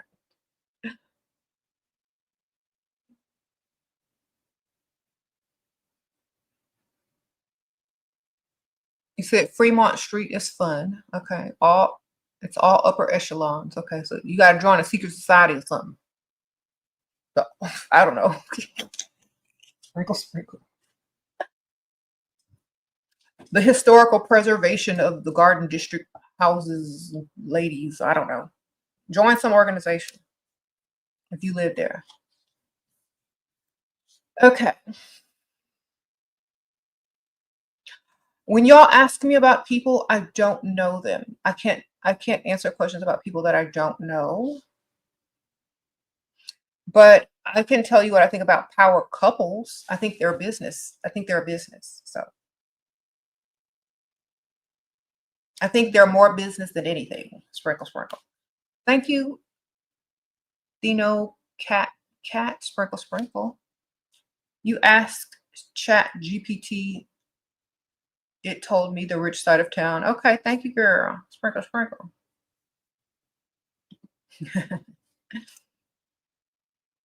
This is what I think of power couples. They are a business.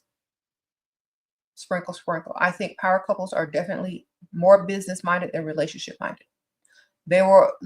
I think they prioritize their business above their relationship.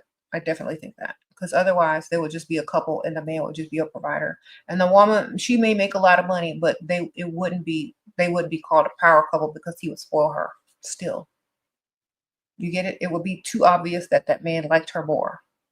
See, in a power couple, it's more like equals. But if you make a lot of money and your man is rich too, and he's way richer than you, and he still spoils you, and you don't spend none of your money, it's still a couple. It's not a power couple. See, a power couple is like they're equal in businesses. There's nothing wrong with the power couple. I just don't like that dynamic because that's just a business partner to me. Thank you, Princess Hannah. Sprinkle, sprinkle. You said meet at Vampire Cafe in NOLA. Sprinkles. I already been there, girl. Sprinkle, sprinkle.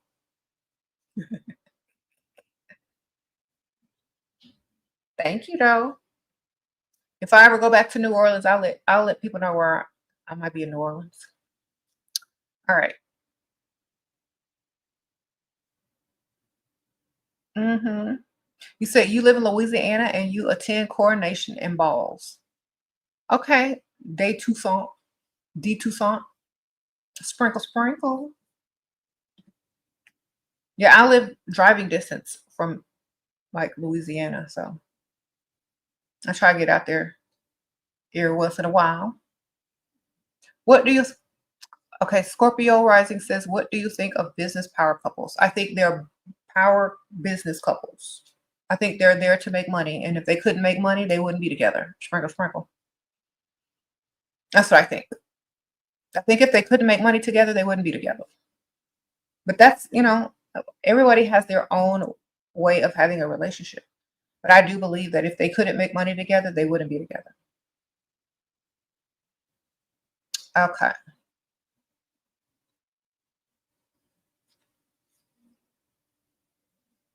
Thank you. Let me see. Did I miss anything? Make sure.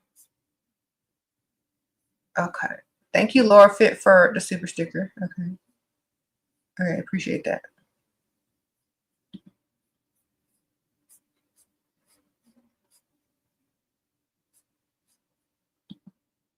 Okay. When they keep asking about power couples, it's not real. Yeah. Um,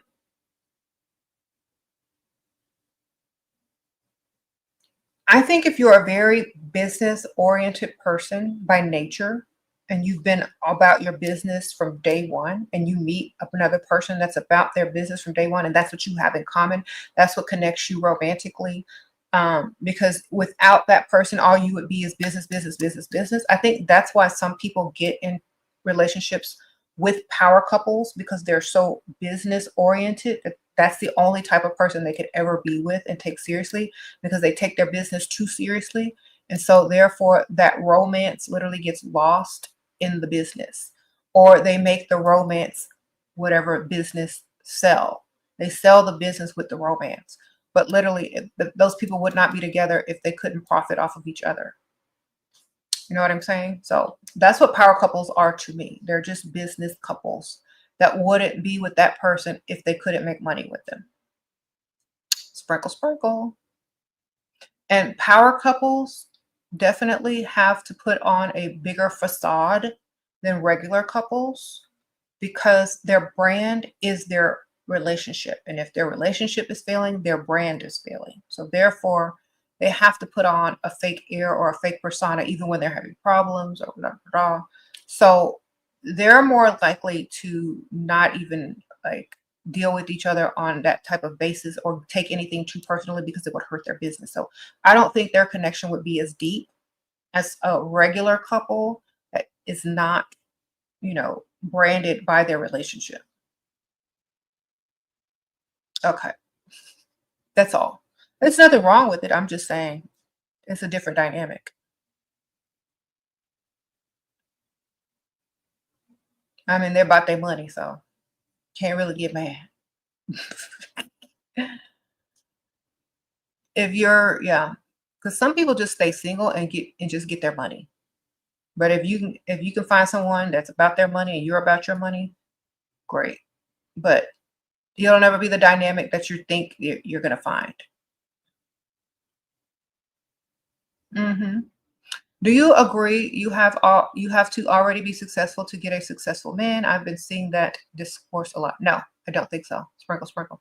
You got to be the type of woman that the man wants.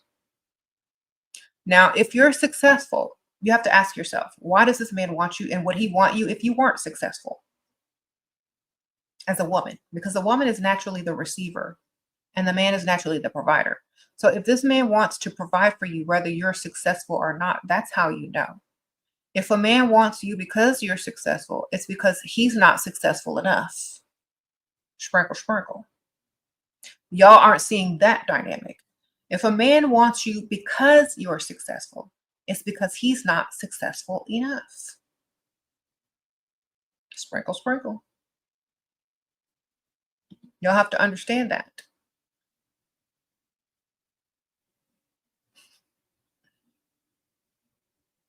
Just think about this. Most of the highly successful men don't care if you're successful. Only the ones who aren't as successful as they would like to be yet need you to be successful in order to make him look more successful. So think about it. If you're standing next to someone like Elon Musk, he doesn't need you to be successful. He needs you to be probably smart enough to understand what he's talking about, but he doesn't need, keyword need, you to be successful in order to have an interest in whatever.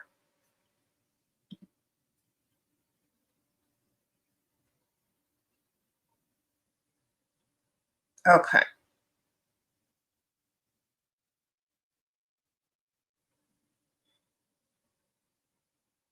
Mhm. What about saying behind every great man is a greater woman? Um, that's an old school saying, and I think the new school saying should be behind every great man is a woman spending his great money. Sprinkle, sprinkle, making him greater so he can go earn some more.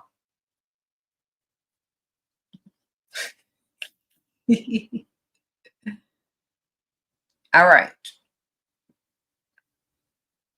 Change the saying, man. Behind every great man is a great woman spending that great man's money so he can go get some more.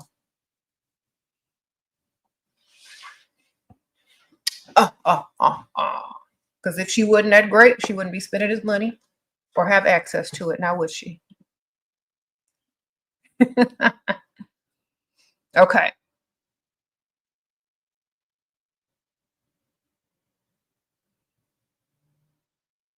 And sprinkle, sprinkle.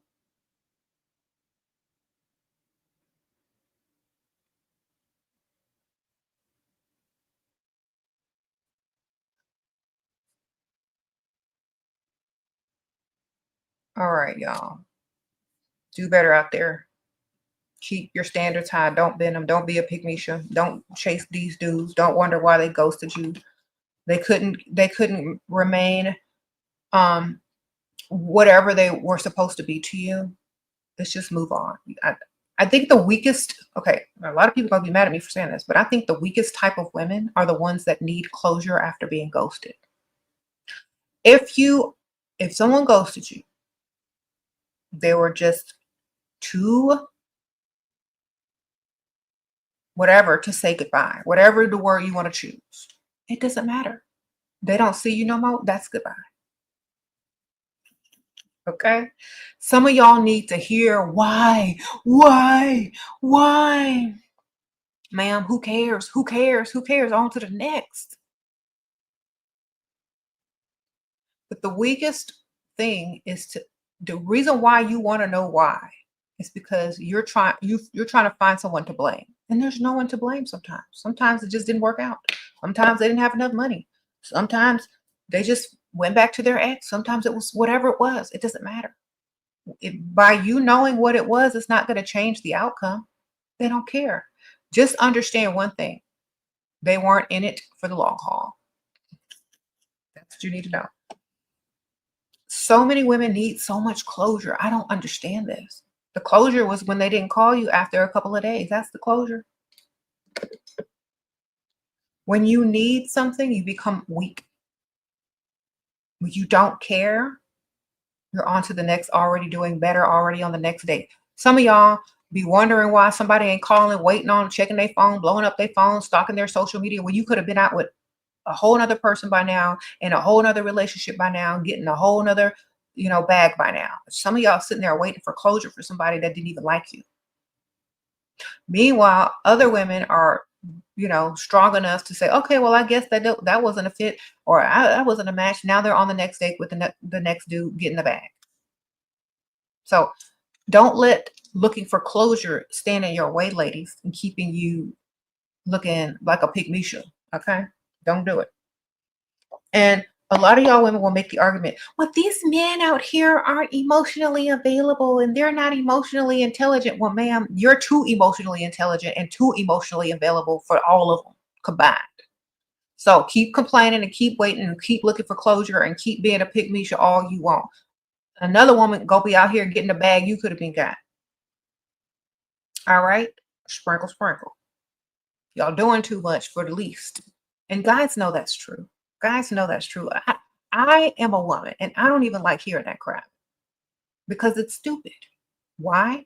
Because why are you sitting over here trying to give people stuff they don't even want? Emotional support, emotion this, talk about our feelings. This ain't therapy. It's a date. It's dinner. Shut up. Thank you, Angela. Angela XO, sprinkle, sprinkle. After how many dates, a specific please, should you wait to ask for a gift? The second date, if you ain't getting nothing or not asking for nothing or not cluing around or hinting or nothing, you waiting too long. The faster you ask, the faster you get, because that's when they're still trying to impress you in the beginning. They really like you. They're trying to impress you from the start. So whatever you want, they're going to try to make it happen if they really like you. The longer you wait, the more they think you like them. Thank you, beautifully made. Sprinkle, sprinkle. Okay. Okay, so she says she's an escort, and after y'all did the thing, this guy wants to be friends. He already has plenty of friends. So what? Because he wants some free stuff and he wants to be seen in public with you for free. Sprinkle, sprinkle. Tell him no discounts. Sprinkle, sprinkle. Okay, anybody who want to be your friend, they just want free access and to be seen out in public with you for free. The answer should be no. I don't do friends. Either you gonna give me everything I want or move it along. You seen Pretty Woman? All or nothing. Sprinkle, sprinkle. All or nothing. So either you're gonna be my sugar daddy, or you just gonna be a client. Which one you gonna be? Sprinkle, sprinkle. Sugar daddy or client? Tell them. If that's what you do for a living, man, don't be ashamed about it. You said men aren't friends with women. Yeah. Like, why would he want to be your friend? That doesn't make sense. Sprinkle, sprinkle. All right. So back to these over emotional women out here making it bad for all these women that's just trying to get.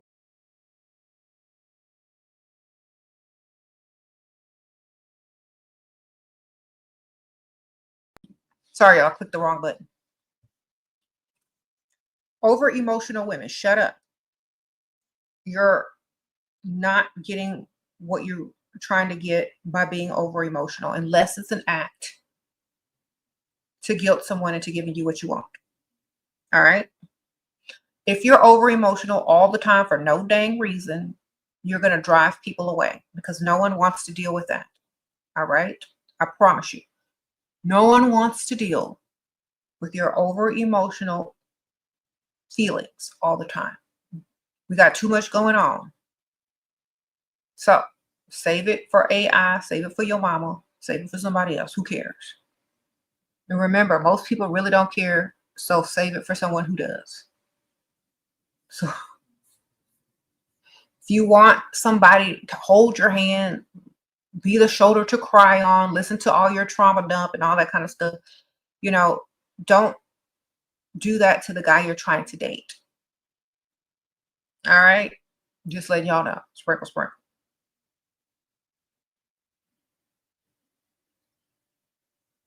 A lot of women confuse with sharing things emotional or things like that as connecting, but it's not connecting. It's trauma dumping. All right. You connect with things you have in common. You connect with things that he thinks will impress you, and they do impress you. You connect with him investing in you as far as spending money on you. You can't connect with him feeling sorry for you or trauma dumping, but you can connect with him wanting to help you and rescue you out of something that you did not really plan on. So for example, you just mentioned something that you might need, and then continue the conversation. If he really likes you and is trying to impress you, he will offer it. You don't sit there and trauma dump all day, begging for attention, begging for emotional support, begging for text back, because a lot of men will avoid you if you're over emotional.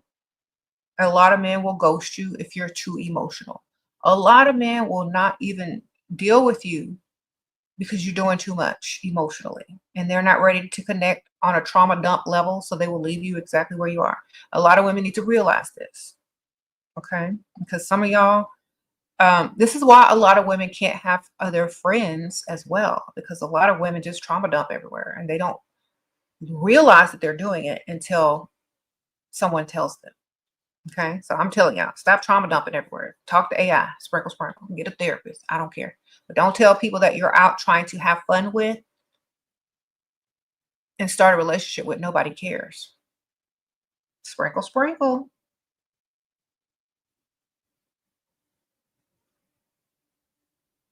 You said you attract rich men when you make your own money. That's not true. You attract rich men if you're in their presence, in their environment, and you're attractive.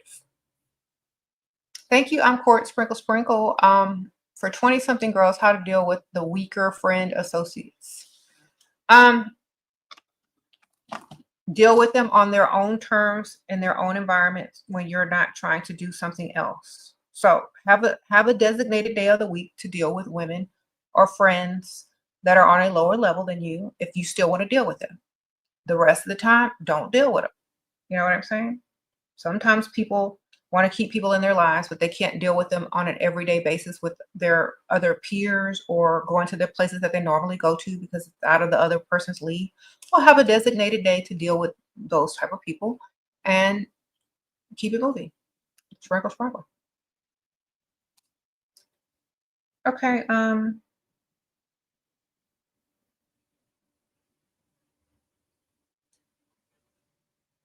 Thank you, Ezekiel.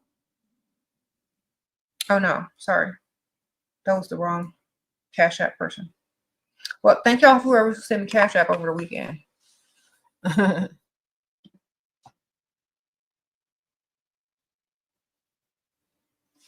Okay.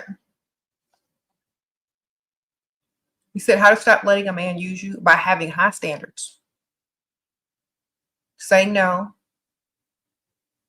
And say no, thank you. Don't be afraid to say no. Just say no. Say, no, I changed my mind. Or no, not gonna happen. That's how. Remember, a man can't use you without your permission. You let them use you by saying yes. Okay. Sprinkle, sprinkle. The real question is how to say no because women are programmed to be too nice. Just say no.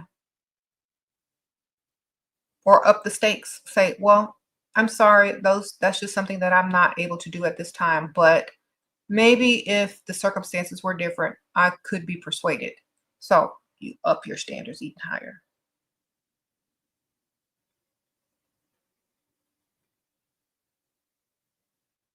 Uh-oh, Sierra, sprinkle, sprinkle. Your provider gets mad that I'm not emotional. Well, sometimes guys want some sort of feeling out of you. Like if you're just cold and blah, they're gonna get mad because they don't think you like them. So you don't become void totally of emotion, but you don't overly react with emotion. So you can smile. Your tone of voice will have emotion in it if you're doing it correctly. So instead of saying good morning or da da, you say good morning. How are you? You see, there's a tone in that that's different from good morning or good morning. There's a difference between sending a text that says, you know, what's up versus, hey, how are you? What are you doing? That shows emotion in your tone of voice. You don't really have to care. It's just fake. You see that versus not caring or not being like super feminine and having like a caring voice is the difference. So it just all depends on what you're doing, how you're talking to them, the tone of voice that you're using, the amount of interest that you have in whatever they're doing. Shows that you don't have any emotions if you don't care like about whatever they're doing. So whenever you do talk to them, make sure it sounds as if you liked them, not nonchalant. Unless they made you mad, then you give them the cold shoulder And when they give you what you want, you go back to the regular fake tone of voice. If your normal voice is blah. Some women, they can, they can change it up quick. So for example, if I just want people to think, oh, she's in a good mood, she's happy, da, da, da, I'm just gonna get that's the tone they're gonna get. Because I don't have time to explain nothing to you, and I need to get what I need to get, and I'm on my way. You see? So you just give them the tone that they need to get what you need. Give them the amount of motion that they need to get what you need, and then on to the next. It doesn't have to be real. Y'all act like emotions have to be real 100% of the time. It's called acting. So act for a second, get what you want, and then go.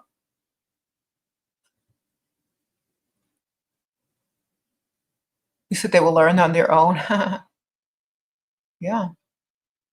Being emotional is not the same as acting emotional. Some of y'all really are in y'all's emotions and y'all can't control it. Some of y'all are acting to get what you want, and then you're doing whatever you need to do. Okay. You said, do I speak to my husband in that manner? All the time. Sprinkle, sprinkle. Mhm.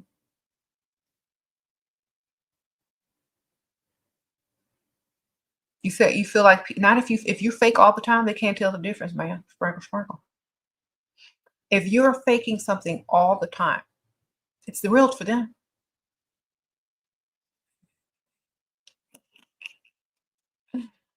All right.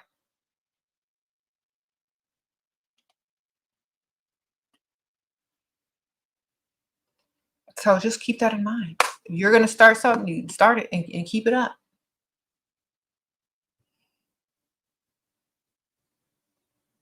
Hmm. I need to get better at this. Y'all are too y'all okay. The worst thing that you can do if you're trying to do something like get what you want out of people, they can't be able to read you like that. You got to work on your skills. You need to mix it all up so they don't know the difference. You know what I mean? You need to become a better actress. Sprinkle, sprinkle.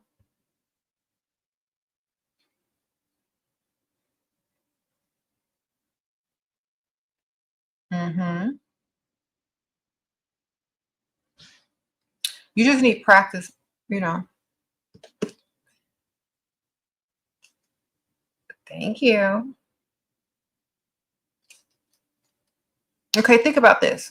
Y'all keep saying you're so terrible at faking. If you're real to everyone, you're giving everybody your authentic self, your real this, your real that. When you need to fake it, how are you supposed to fake it? You mixed it up, man. You mix it up. I'm trying to tell you now. Mix it all up. I think Southern women are really good at this because they are nice, nasty. They can fake being nice in a second. They can be real the next second, and you don't know what you're getting.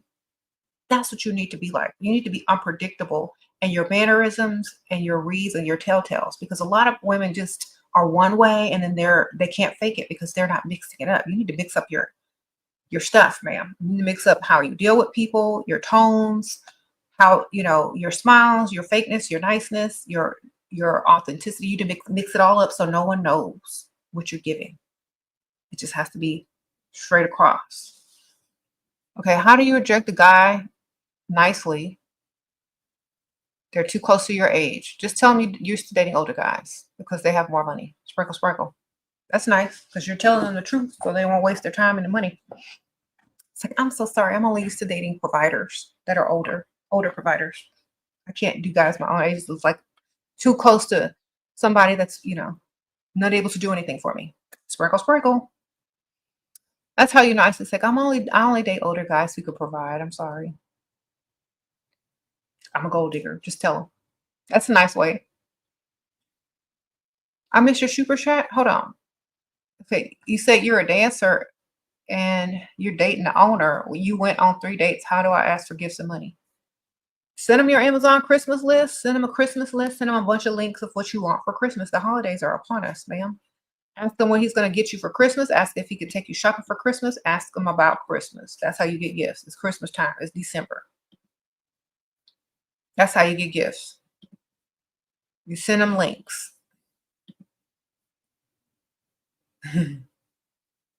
Sprinkle, sprinkle.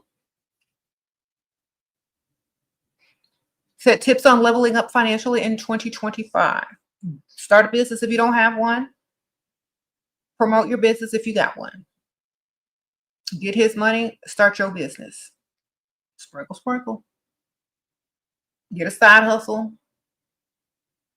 Get a side business if you have to work until you can afford not to have to work. Until your business can take care of yourself. Start a business even if you got a man and he's giving you money and paying all your bills. Save yours, spend his. Sprinkle, sprinkle. There it is.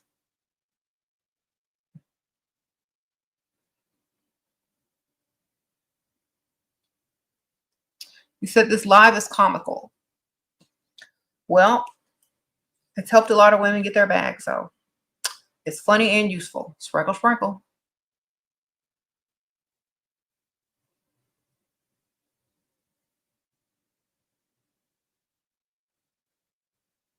I have several drop ship businesses online. I have a cosmetics business and a few other things. I have several books on Amazon, so on and so forth. A couple of Patreons, a couple of YouTube channels. I have social medias. So I have like several streams of income now. And probably more on the way. I think it's so funny because like every year I find a new stream of income. Like every couple of years or every year I get another stream of income.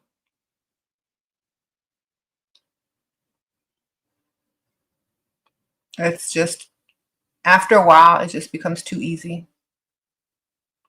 All right. Everything is linked in the description bar. Levelupcosmetics.us is the website for cosmetics. And you can just type in whatever you're looking for in the search bar under levelupcosmetics.us. And that's what I have right now. I'm not really, I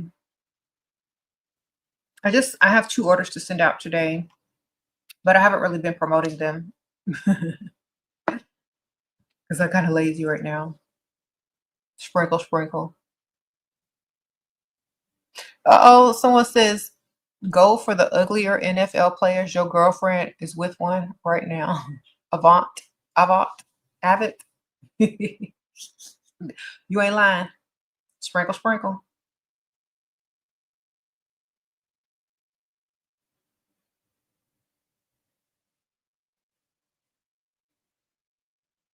Okay.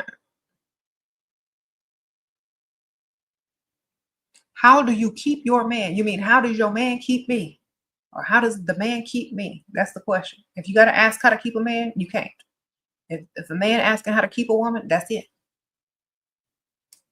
Get it? Thank you, Charmaine Sprinkle Sprinkle, for being a new member. How does the man keep me? By staying paid and paying these bills and giving me what I want. That's how. Sprinkle, sprinkle.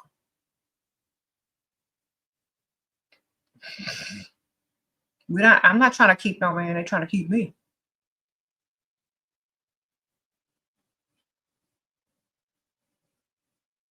If it's not that way, it ain't the right way. Sprinkle, sprinkle.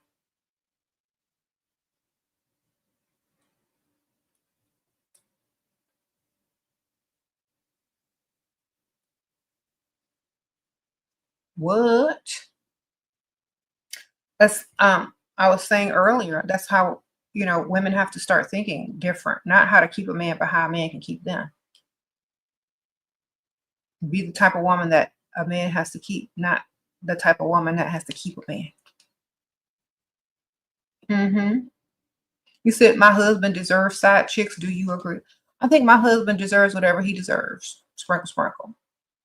But he deserves to pay all these bills and give me what I want to. So whatever that is, whatever helps you sleep at night, may that be what it is. But he deserved to pay these bills, take care of this family, and give me what I want. That's what he deserved most. Sprinkle, sprinkle. We know he's trolling. To some men, it's a pleasure and an honor to provide for their family. Did you know that? To Dusties, it's a burden because they don't have it. And they're in continual struggle and survival mode. So to some guys, it's a pleasure and an honor to provide fully.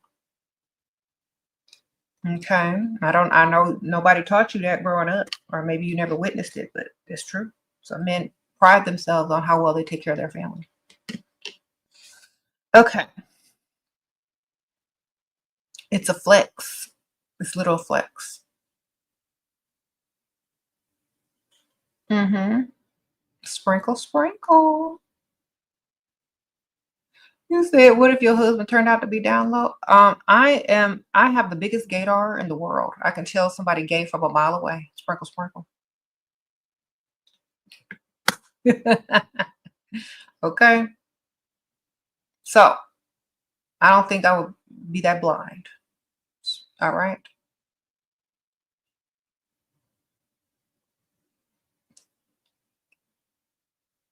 Shira, what?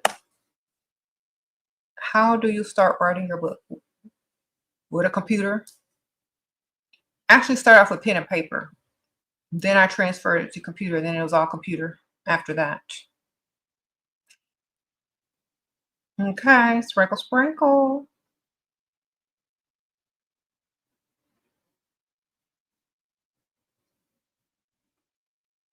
You said get them, Shira, exactly. So gotta have gaydar these days on super high.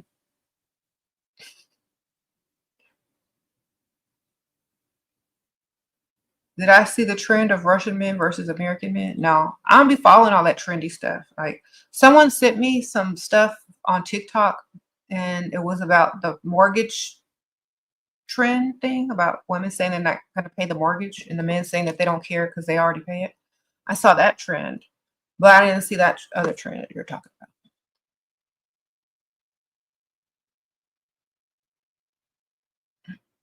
You said, what if you divorce your provider? Then obviously you got another provider. Duh. Sprinkle, sprinkle. If you don't, your fault. All right. How to find out where charity networking events happen online. That's what Google is for. Google. Search engine. You know that little bar that's above, like when you click on online and it says search, you type it in there. Then type the name of your city or the area of town you want to go. And then type in charity events and then click search. Then like do your research. I mean, okay.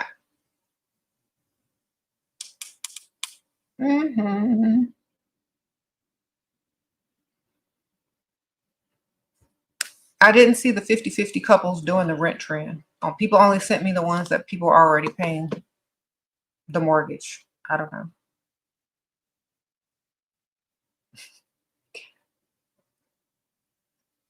Sprinkle, sprinkle.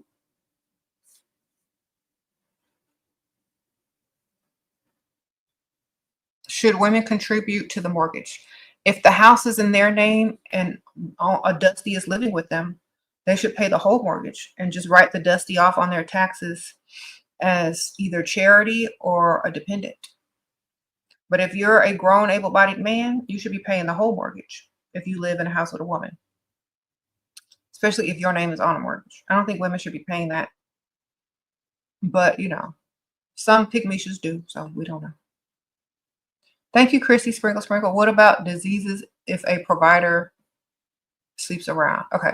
First of all, if you know he's sleeping around, cut him off in the bedroom and make him get tested and show his paperwork. And then wait 6 more months before you even touch him or deal with him again and make him go get another test. You don't always have to sleep with people. I don't know why y'all think y'all got to sleep with people. I don't know why y'all keep thinking this. You can literally just say no and you're cut off. Okay. Sprinkle, sprinkle. And whoever they off there sleeping with, they can still go get it for free or whatever they're paying for it. They don't need you if they're already out there doing it the most with somebody else. They don't really need to sleep with you. So they already have access to someone else. So you can literally cut them off and not have to deal with them.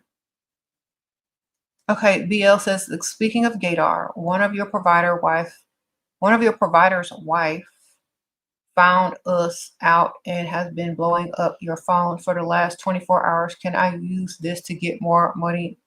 You're a guy. Okay, so you're you're dealing with a husband who's on the down low and his wife found out about y'all and now she's blowing up your phone. She's not going nowhere. She already knew he was gay. That's number one. Number two is if you try to get money out of him, um, I mean, if he likes you, he's gonna give you money anyway. The wife already knows he's gay. Was the damage has been done if she didn't know. So the best thing you can do is continue to get him to invest in you by giving you money so that if she leaves him or stops dealing with him, he still got you. Because I think she knew I think she already knew. She just is in denial or a super pick Misha or Barbara the Builder. You know what I'm saying? Because most women know. Thank you, Sprinkle Sprinkle. Most women know, and they're just in denial and are so desperate to have a man that they overlook those gaydar red flags. So if she's calling you 20, 50, 40 times, she's calling you to ask you nicely to leave her man's alone because she probably caught him before. If she was really shocked and appalled, she wouldn't be calling you 50 times. She would just go. So she's desperate for any type of man. Gay or straight, ma'am. Sprinkle, sprinkle. That's a pick Misha right there. That's a pick Misha move because let me tell you something. If that happened to me, I wouldn't be calling that dude. I'd be gone. On to the next, okay? Thank you, Irene. Sprinkle, sprinkle. Landed your dream provider man, paid off debt, bills, and bills want. Okay, he want to marry you and says, I can you can quit your job. Okay. How can I get him to put me on his account, get a card with my name? Ask him. If he's trying to marry you, do all this, do all of that, that should be no problem. So just ask him. Just like, okay, so just for, just to make things more convenient and easy, when do you think we can stop by the bank and get me on your account and get me a credit card? Ask as if you're already expecting him to say yes and do it. Since he's already talking about marriage and all this and that, that's obviously the next step. So you don't have to ask. You can just tell him when is a good time to, go to the bank and do A, B, C, and D.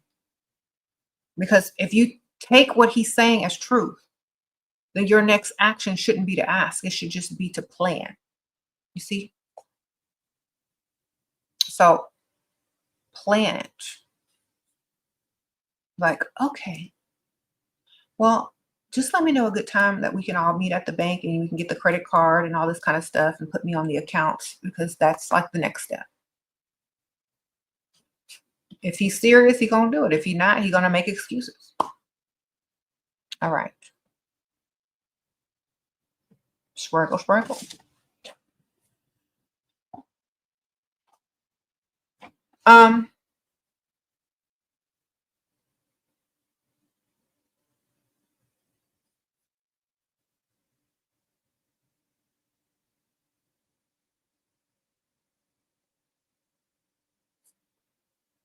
Yep.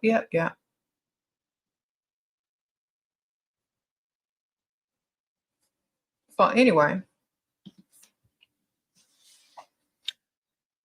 no woman should be out there begging anybody for anything. If you look good, you ain't got to beg.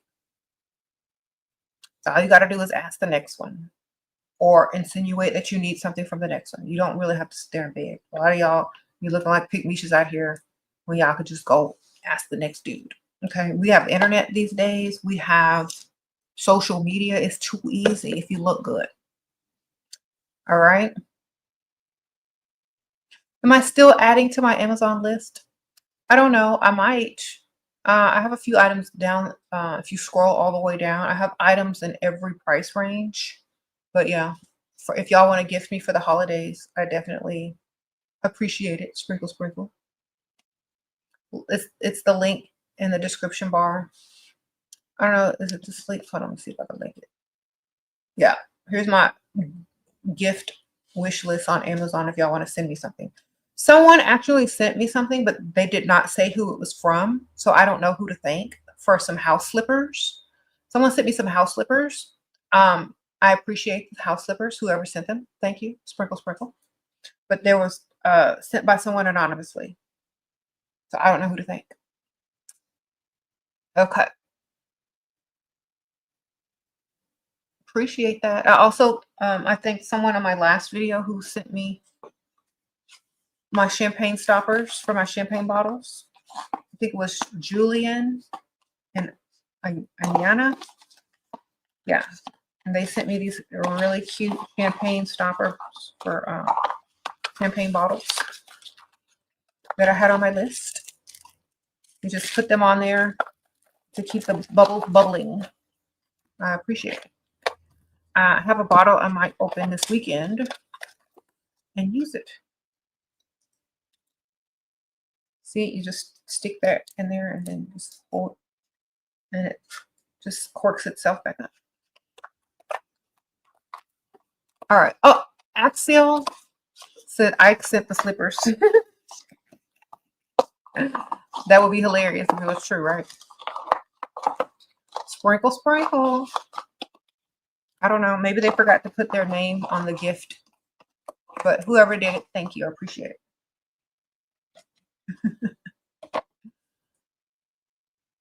Okay.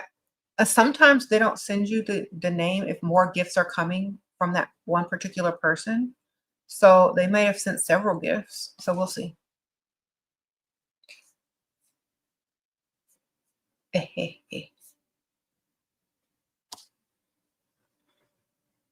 You said how to avoid sleeping with them for a long time. Telling them no. It's very easy. You just say no. Nope, nope. You give them a long list of stuff they got to complete before they can get to it. Stuff you know they ain't going to be able to do. Keep hope alive, though. You know, always keep hope alive. But give them a long list of stuff they got to complete to get to it.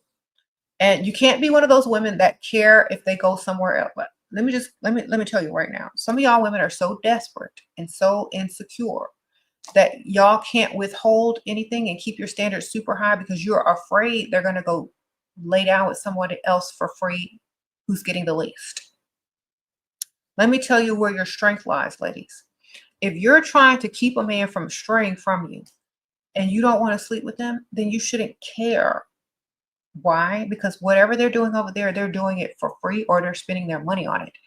But if they want you, they're going to give you exactly what you want in order to ever have a hope or a glimpse of access again. They may never get it again. They may, you don't know, but what are your standards that they have to work towards in order to get to it?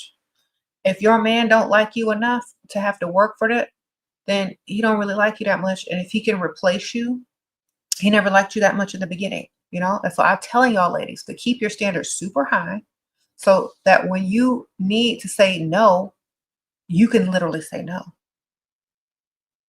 Okay. Some of y'all can't say no because y'all standards aren't high enough. I'm trying to help y'all get there by keeping them high. When you know your value as a woman, you can literally say, no, thank you. Do better. Work harder. I don't care. You can't threaten me. I'm this, I'm that. You know? So that's how. You say no and you mean no, and you don't care what they go do out elsewhere until they meet your standards. Because see, a man will try to threaten you, say, well, I'll just replace you and I'll just go somewhere else. Well, if you could have, you already would have. Say less. Go do what you got to do. If you say stuff like that, if they don't really like you and they don't value you, they'll go do it. But if they want you, they're going to do whatever it takes to get you and keep you. Okay? But see, some of y'all are not giving them the highest standards to reach. So the standards that they reached with you, they can go reach with someone else easily and quickly. That's why you got to set your standards high. So it's not easy to go replace you. It's easy to downgrade, but never replace. And if you have a man with a big ego, he's not going to want to downgrade. Sprinkle, sprinkle. Because what does that mean? That you are going to upgrade. So keep your standards high. Deal with a man that likes you way more. Make sure you're value yourself on the highest level.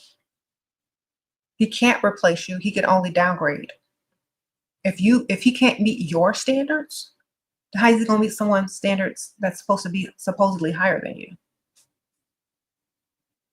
So he has no choice but to downgrade.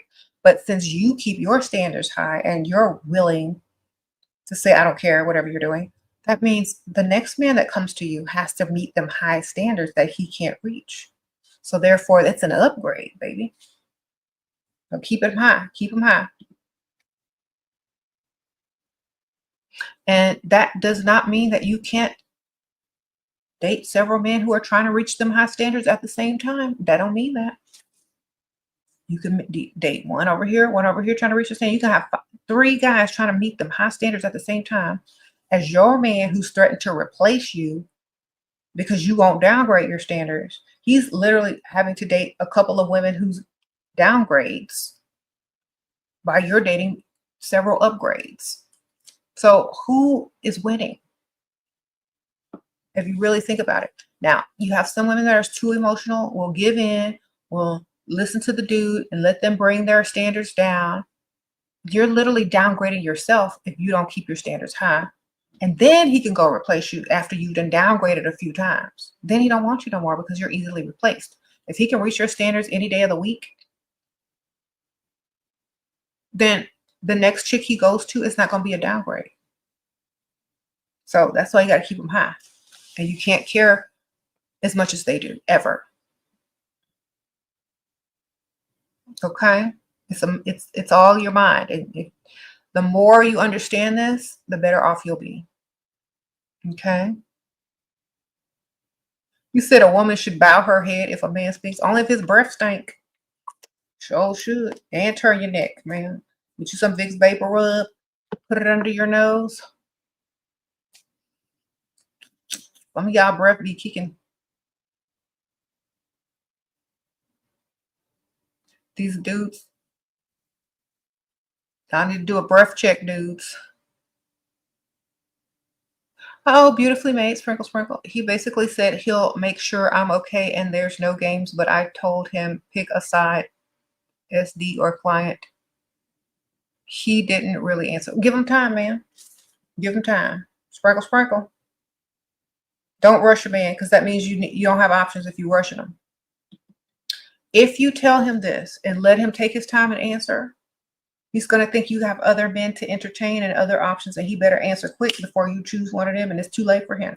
You don't ever rush no man making no decision about how he wants to treat you, because in the back of his mind, he already made up his mind about the type of woman you are.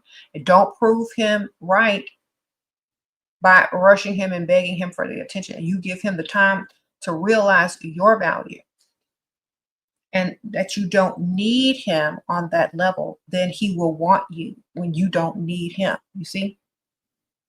If you can replace him, if you got plenty options, if you have better options, you're not going to be trying to see what he's going to say or see what his answer is. You're not going to care because it's not going to matter. He's here to impress you. He's here to get in your world, not the other way around. He's trying to get into your world. You ain't trying to get into his. He's trying to get in where he fits in, and you're only allowing certain types of people to be in your world. And if he doesn't meet the standard, he is not admitted in. You see, that's how you have to treat it. Don't rush them in. Don't try to rush them to get back with you. If they don't get back with you, they can't afford you. They don't like the terms. Let them be. But you don't change your standards. Okay?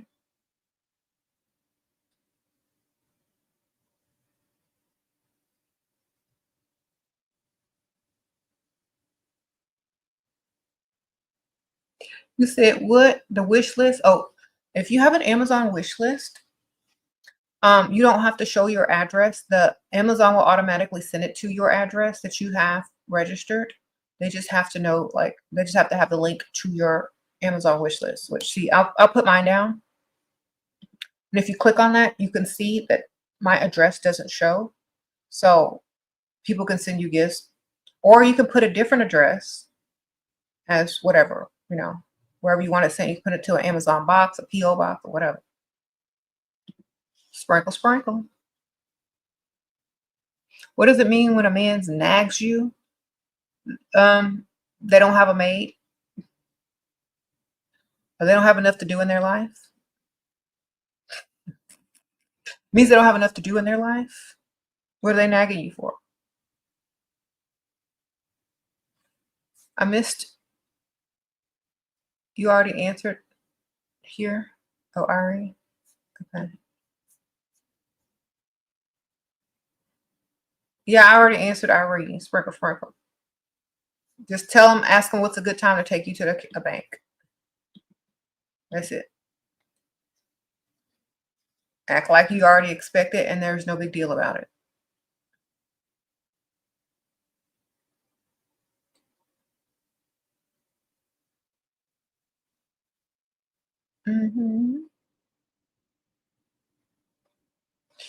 You said, what? How do you ask for gifts from a guy you met on Instagram? By sending him the links or your Amazon wish list.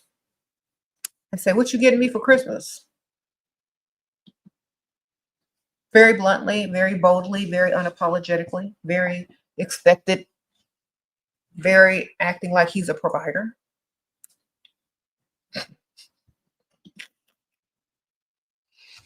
I'm not getting ready here to play no game. Too old.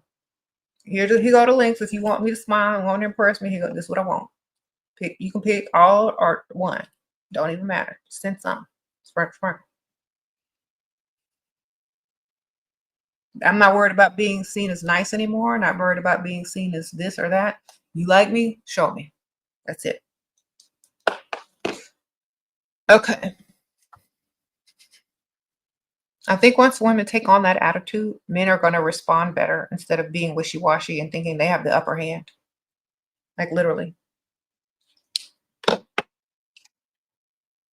He says, she's so right. The guy I chat with on Twitter sends you gifts on holidays and my birthdays. Thank you, Michelle. Sprinkle, sprinkle. Yes.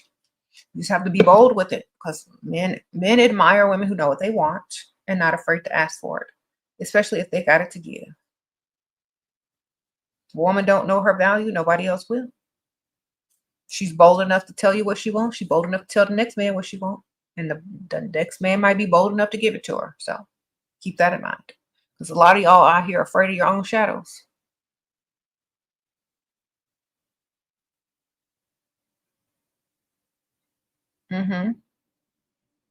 Keeping your standards high. You don't deal with certain men. You don't deal with men unless they're providers.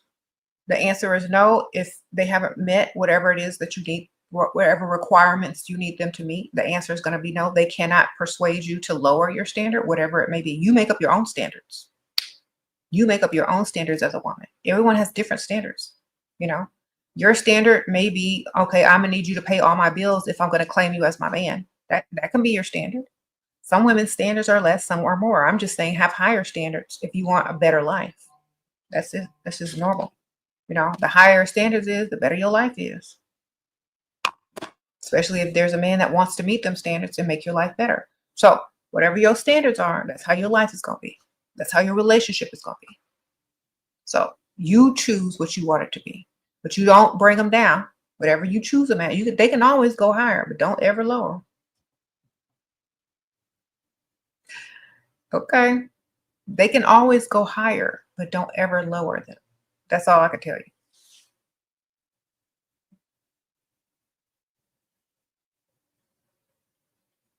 you. Okay. Sprinkle, sprinkle.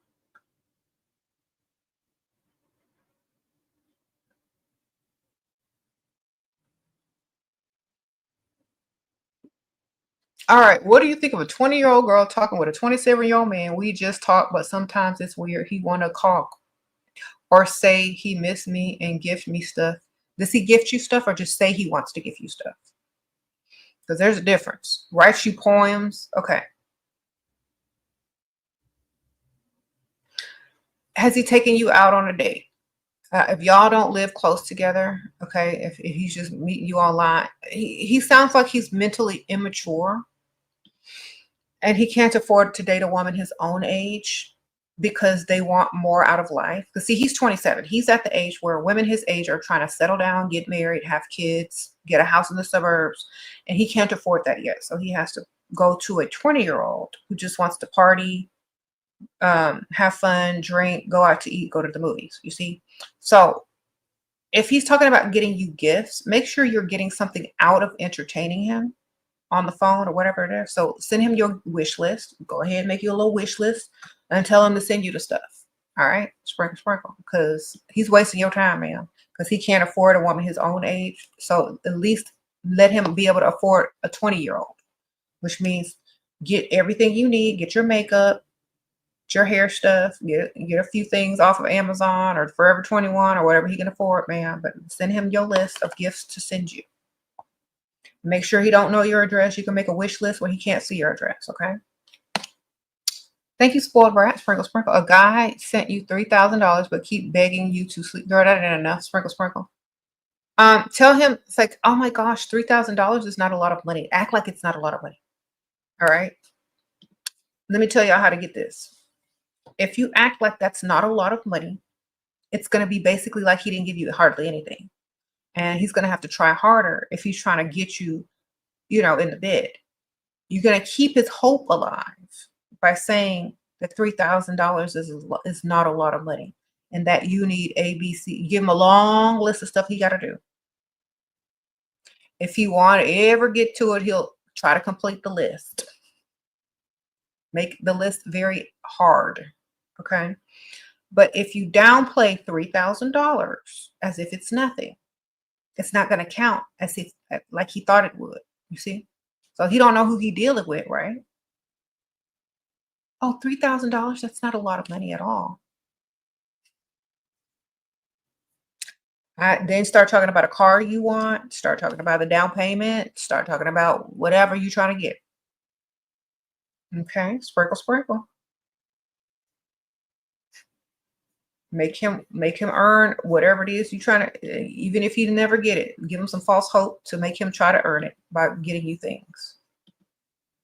Because remember, no matter what, it's always up to the woman whether she says yes or no in the end. Like, oh, I changed my mind. No, thank you.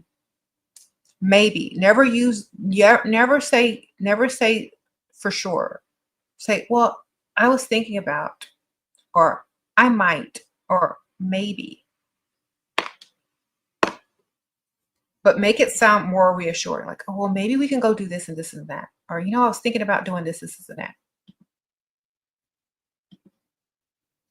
Men lead women on all the time about marriage and a future to get what they want. So, if a man is willing to help and give you the support that you need for the chance and the hope or the glimpse of a future with you, that's the same thing as they do to us. So it's not a big deal.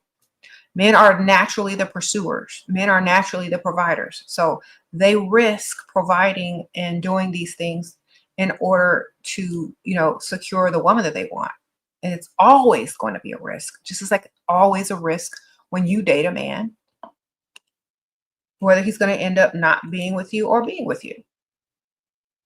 So there's no big deal. The men make more money. Obviously, they should be able to afford that risk if they're going to date. Thank you, Janie. Sprinkle, sprinkle. You have used all the tricks on him. Fake aunt death, emergency money, tires, shopping money, and he keeps paying. You haven't given it up. He wants us to go to the club this Friday. How to escape. Fake sprained ankle. Sprinkle, sprinkle. Tell him you're putting on your heels and walking around trying them on, and you get you an ace bandage from Dollar Tree, wrap the thing around your leg, and have it propped up on a pillow and take a picture with a sad face and ask him to send you some DoorDash. Sprinkle, sprinkle. See, as women, it's easy because we wear heels. Like our shoes are dangerous. You can get out of it quick. Do I ask for money or send him a screenshot of a bill? Both. At the same time. Uh-oh. Cheaty. A guy rented an apartment for you to get out of a very dangerous situation and with your family. How do I get him to give me an allowance? Just start asking him for it. Say, just tell him what you need. Say, I need some of this and I need some of that. Can you help me? Or else I don't want to have to go back to my family. Just tell him that. All right.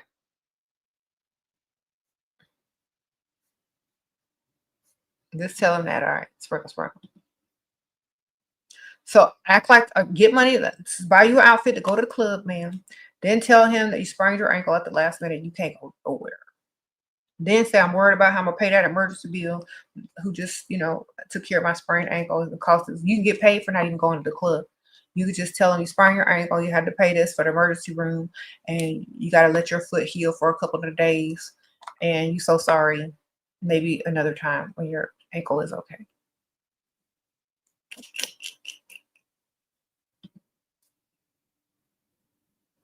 Okay, you said explain second date, money date. Girl, you're supposed to start from the first moment you speak to this man on the phone about what you need, insinuate, drop hints and clues. So by the second date, he's offering whatever you want, whatever you need.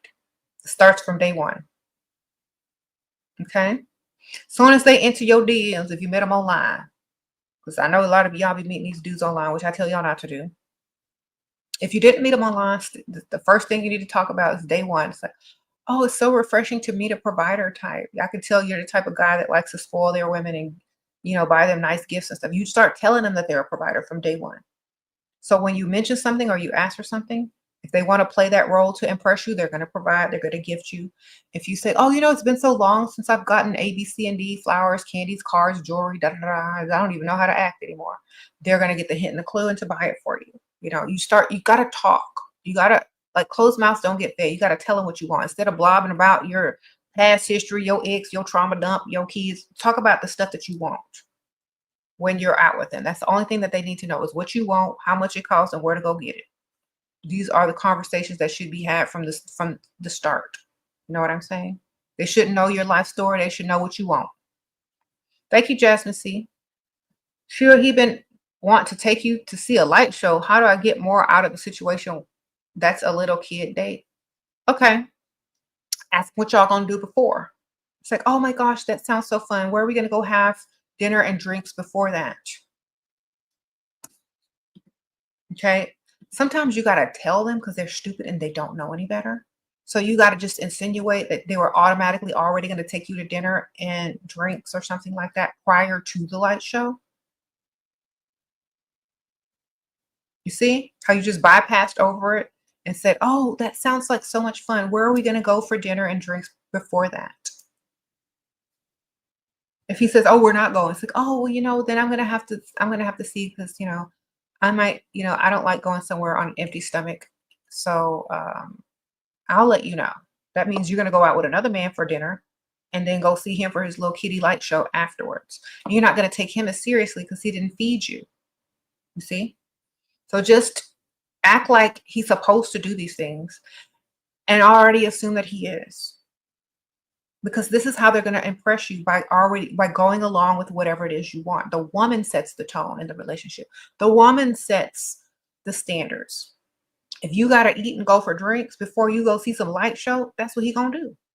What's he going to do? Say, oh, I'm sorry, I can't afford all that. Then he's not impressing you anymore. So he's going to take you to eat before you go to the light show. He's going to take you to dinner.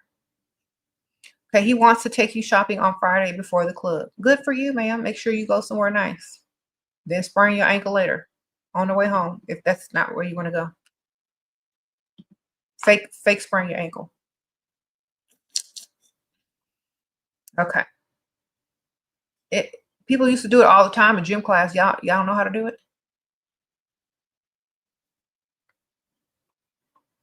Y'all will fake to get out of class, fake to get out of gym class, fake to not go to school, but y'all know how to fake to get out of a date, but still get the money, still get the shopping. Okay.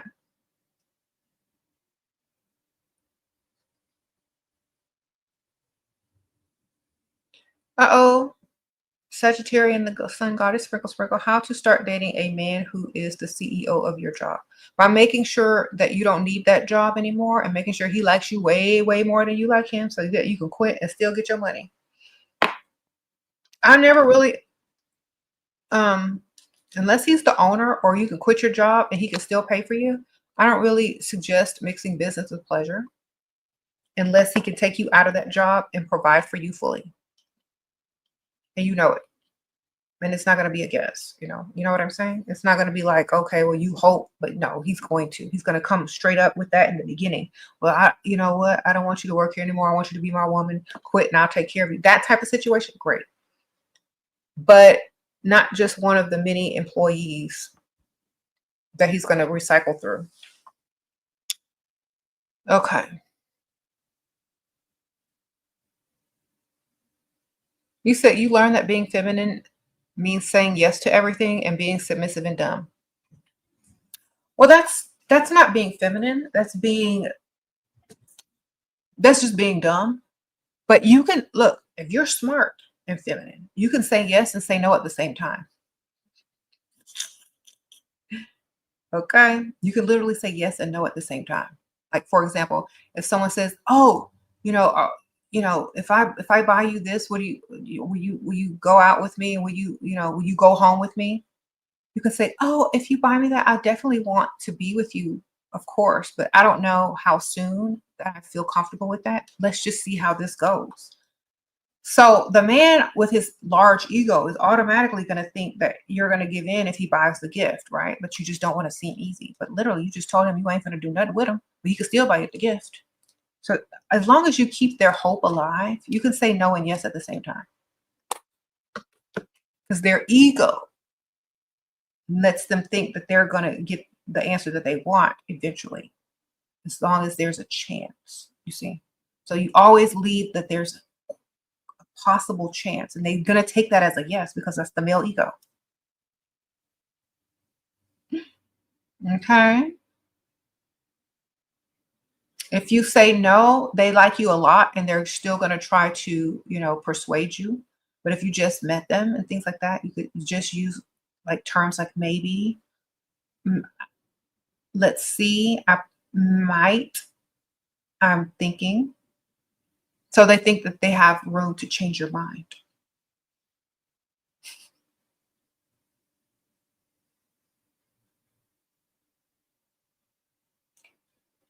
A lot of these men looking for help or a therapist in the form, then give them bad therapy, man.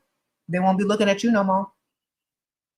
If they're sitting there trying to trauma dump on you and tell you stuff and ask you to help them, then don't give them some bad advice and see what they're not gonna come to you no more. Oh, woe is me. What should I do? I don't know. Are you asking me? Go get a better job. I don't know what to tell you.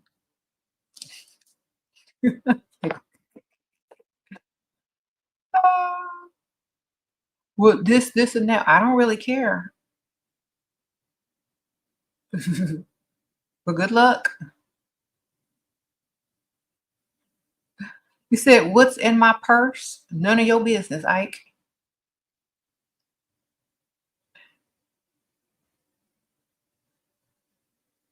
Why do men say they want nice women? Because they want women to take advantage of until the woman that they really like comes along. Okay. Do you not realize this? That men don't want just one woman for life until they get older. So, for example, if this man is 20, 30, 40, he's going to want a nice woman, which means a dumb woman. When he gets to the age where he wants to settle down and get married and stuff like that, he's going to want the type of woman that he has worked all his life to be able to provide for. And she's not going to be so nice. She's going to have high standards that he's been working all them years to reach. Maybe he's been entertaining a placeholder or a pick Misha in between, then whatever.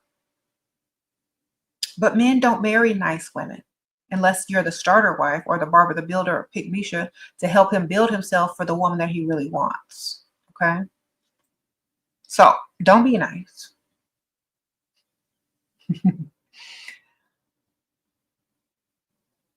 You said, why do some women shame other women for having high standards?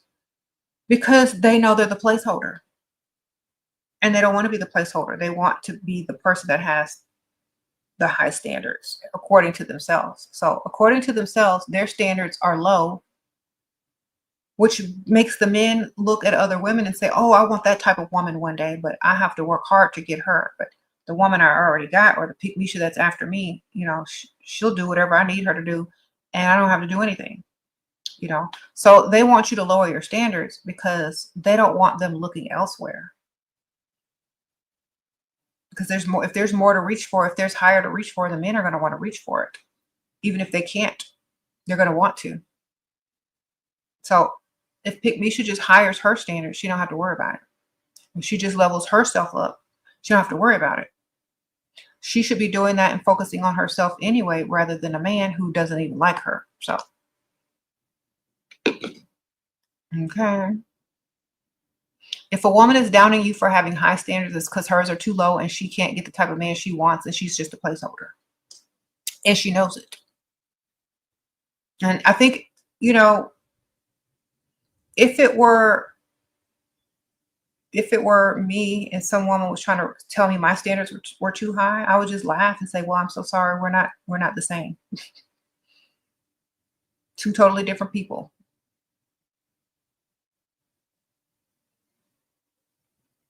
Okay.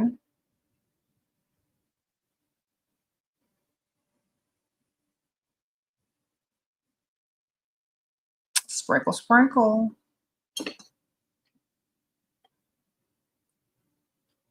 If women were unapologetically able to have their high standards, people would like literally meet them. If they would put all the energy and effort on themselves rather than trying to chase behind a man, being the masculine one in the relationship, they would literally be able to have those high standards met. Thank you.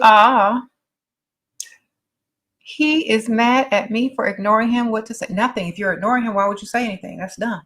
Continue to ignore until he meets your standard. If you need to say something to him, send him a link. Say, we can talk after you purchase this. After I receive this, I might talk to you. I don't know. Make him pay, man. Whatever he did, make him pay. Who cares if they're mad? Why do you care if they're mad? That's the whole point. You care too much. They're supposed to be mad if you're ignoring them. That's the whole point of ignoring them. How to get more and get exactly what you want when you want it. When provider is very strict with finances, but get another one that's not, ma'am. Sprinkle, sprinkle. KK. If you got one that's strict and all this kind of stupid stuff, get another one that ain't. When you ask him for something and he says no and you come home with it, how did you get it? Oh, don't worry about it. I found a way. You know, I'm not struggling whether he's got money, whether he's strict or on a budget. I'm not struggling, period. I'm gonna go get it elsewhere, or I'm gonna get it myself, or whatever. But I'm not struggling with nobody that has money. That's done. That don't even make no sense. How are you gonna want something, can't get it, struggling like you already with a dusty steel? If he says no, ask the other way. Y'all already know the answer. Can you have two, provider and a cute guy, and you're emotional? Okay, as long as that cute guy got money. Okay, you can't have anybody broke in your life. Sprinkle, sprinkle.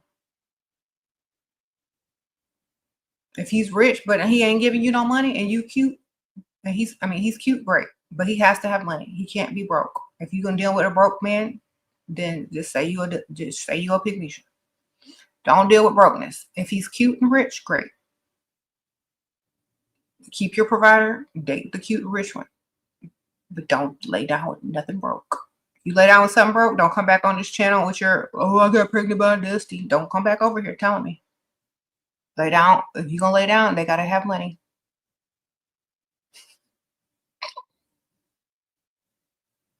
Sprinkle, sprinkle. He said, if he goes out and accuses you of cheating and yells at you, what do you do? It's like, you know what? If I'm going to cheat, I'm going to cheat and upgrade on you, and I don't have to come back here. You just tell them straight up. You gotta stand your ground as a woman. You gotta say, you know what? If I'm gonna go cheat, it's gonna be with somebody way more richer than you, and I'm not coming back if I do. Because the only reason I'm gonna cheat is to replace you.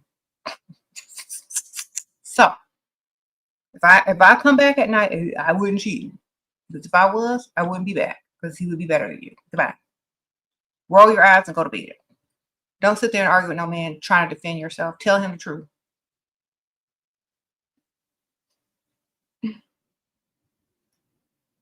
And remember, how you react to the accusation also determines how they're going to continue to react. So act like you don't care. Act like if you did, you wouldn't be here. You'd be gone. You wouldn't be back. Okay. Tell him if he's insecure, that's a major turn off, and maybe you do need to start looking around.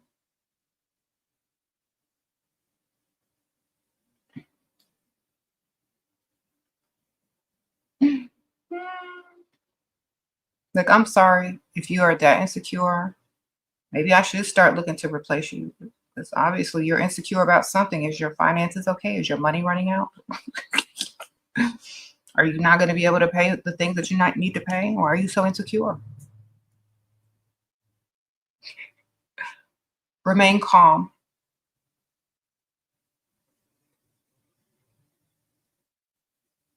You said, what if you don't like the man, just the money? Well, then you're on the right track. Sprinkle, sprinkle.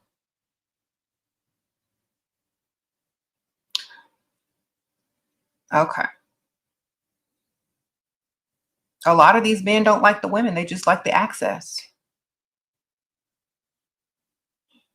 And the sooner y'all figure that out, the sooner y'all will stop being pygmicious. Mm-hmm.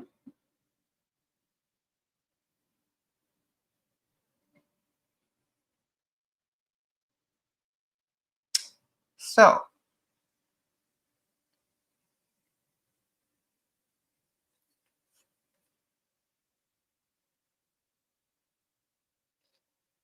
you said pygmicious make the world go round. Y'all silly.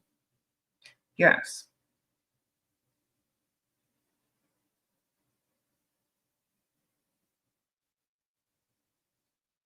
Mm-hmm. It's never okay to tell a man you will be cheating. It's okay to tell a man that he needs to do better if he's that insecure to think you are. Okay. Only, only if you know he ain't gonna do nothing about it. Sprinkle, sprinkle. You would like to meet another provider to put money aside, but I can't end up homeless if the guy paying your rent finds out. Okay, well then lie. You need to be able to lie, man. See, when I say chess, not checkers, I really mean it. Y'all need to learn how to have strategy, to be good liars, and to have good covers because some of y'all aren't that smart. Okay. So y'all need to figure it out before you even do it. Before you even meet the person, have the plan. So when you meet that person, you can easily execute it. So you need to find out first before you even meet anybody. Before you start freestyling, before you even meet the dude that's going to give you the other money. Create the strategy on how you're going to navigate. Okay. Then once you have the strategy and you're confident in the strategy that's going to work, then you will meet the guy. You meet the guy. Okay. But some of y'all out here not having no strategy.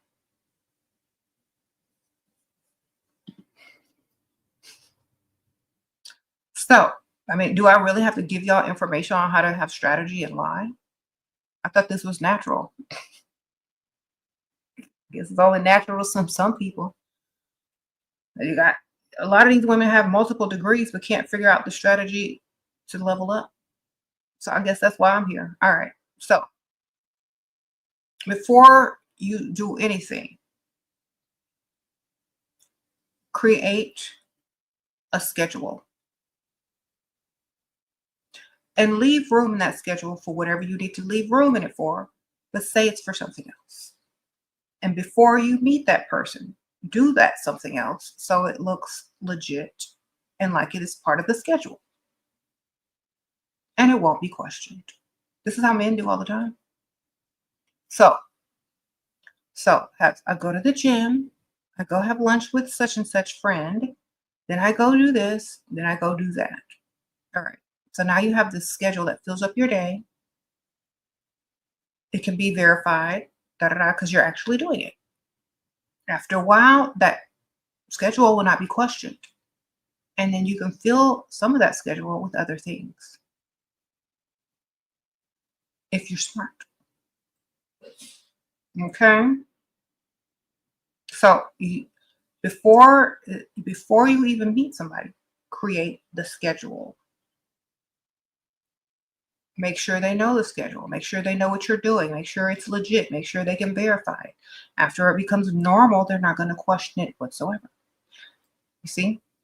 So set up your strategy in advance.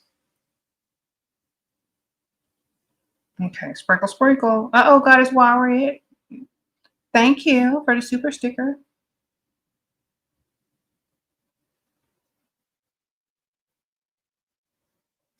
Yeah, first you need to have a goal. That's right.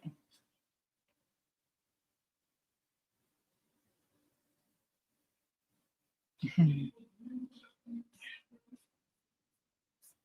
let me tell y'all something. Usually, men don't really care after you get in the same old boring pattern and the same old predictable pattern. They're not going to check on it because men don't care enough.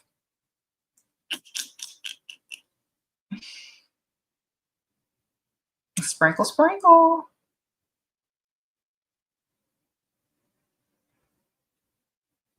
You said you're working on it.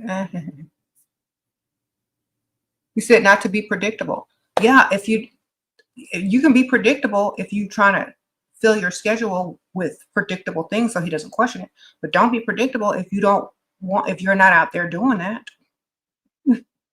You see, y'all got to understand, when I say certain things, it's for certain people's questions, not your question. Some woman asked me how to keep your man interested. I said, don't be predictable. If you're not interested in your man or you need another one, then be predictable so he can be bored and blah of you and you can have your schedule without him questioning it. Two different questions, two different answers. Okay? So this girl want to go out there and find her one on the side and you trying to keep yours at home. So it's going to be the opposite. Thank you, unknown user, sprinkle, sprinkle. What you think is ghetto in young women? It just depends on what they are looking for. Now, if they're not looking for anything and they're just having fun and being ghetto and ratchet, have fun. But when you're serious about securing the bag or getting a guy that's going to take you seriously, you got to take yourself seriously enough to get the type of man that you want. So that's all. And people know what that is. They know what it is. I don't have to sit here and explain it to them. They know in order to attract a certain type of guy, they got to tone it down a little bit and change it up a little bit. But when they're out there having their fun, doing their thing, being ratchet, they're gonna live that lifestyle until they choose to live different. That's it. Okay.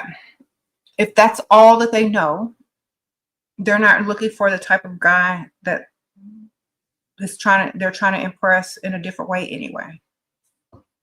Okay, send him the bill instead of saying he'll pay. He's trying to go back and forth, trying to convince me he wants a friend, not free cookies. Then tell him you have enough friend, you need a provider. Sprinkle, sprinkle. Say, excuse me, I have enough friends, I need a provider. That means nope. See, sometimes guys will try to friend zone you in order to get free access to you and be seen out in public with you to up their status among other women so they can get dates easier. Your answer is no. You're not going to be used as arm candy or fake friend to get other women's attention. He either in or he out. You either paying or he ain't staying. All right? Know your value as a woman because he obviously knows it. He thinks you're stupid enough and you don't know it. He thinks you're dumb and he doesn't know your value. He's trying to lowball you and get access to you for free, hang out with you for free, and all that kind of stuff. If you're his friend, do you pay? Does he help you out when you need help or does he send you somewhere else? So what you tell him is, I have enough friends. What I'm looking for is a provider. And leave it like that. A man cannot convince you to be his friend for free. You are the woman. You hold all the cards. You tell him what you will allow in your life and not allow. You don't need another friend. You need a provider. If you can't provide, keep it moving. That's what you need to tell them, because that's what I would have told them. I don't need another friend. I need a provider. I have enough friends. What you trying to do? All right. Go find someone you can afford. Go find you a free friend, because it ain't me. Sprinkle, sprinkle. All right. Some of these dudes be trying to fool y'all by using the friend zone in reverse. And y'all, I play Uno reverse. I play checkers. I play chess. I play Encore. That's the singing game.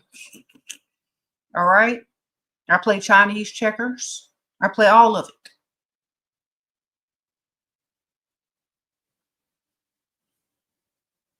I tried to play Mahjong, but you know, I play Seaside Escape. I play it all.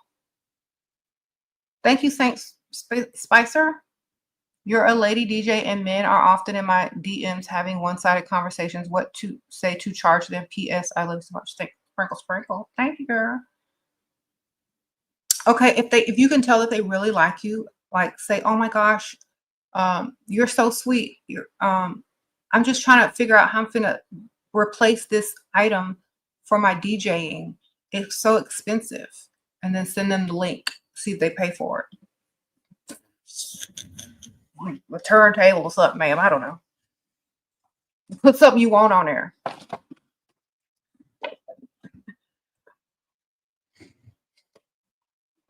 Or tell them you trying to.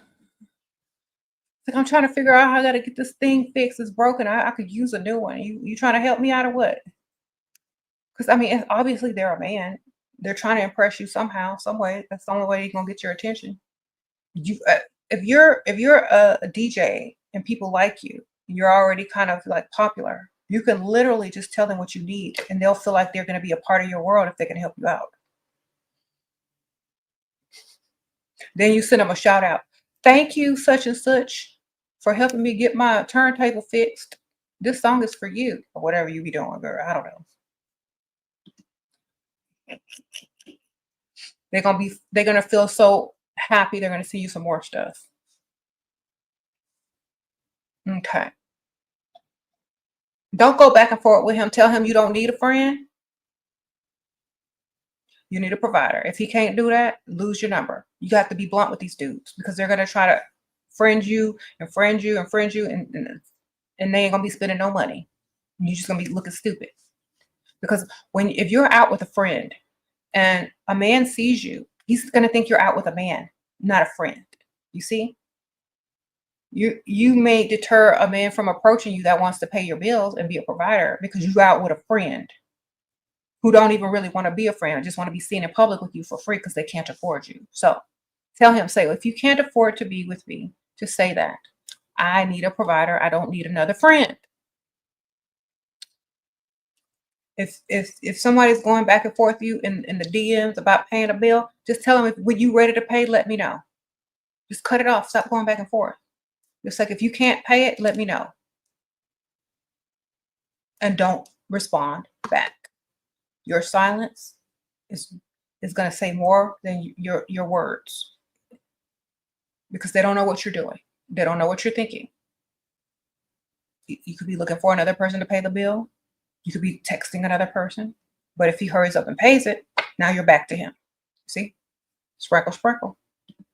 Silence sometimes is better than going back and forth, because they don't know what you're doing, what you're planning, or who you're talking to. Mm-hmm.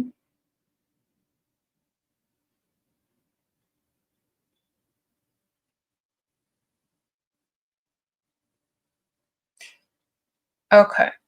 You said never again. The more you explain yourself, the more they're going to pull you in emotionally. The less you explain yourself, the more worried they're going to be about who else you talking to, what you doing. So say less.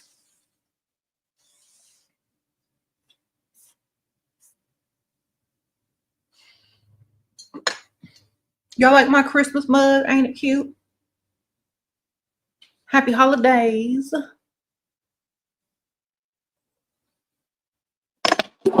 Oh, shoot. What is that? All right, y'all. So if you want your house to smell luxurious this holiday season, y'all need to get one of these. This is one of those little electric food burners. incense oud burners. Smells so good. It comes in like this little box, this little cylinder box. I got this on Amazon.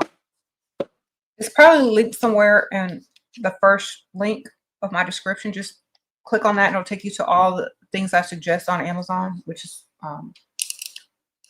probably includes this somewhere. I don't know. Or some type of electric incense burner. But all you do is press this button and the oud pellet that you put in there will burn. You can like break it up and put it in there. Let me see. This one has been used, so let me get some new one. Okay, so it looks like that. And you can like use your oud. I got some cute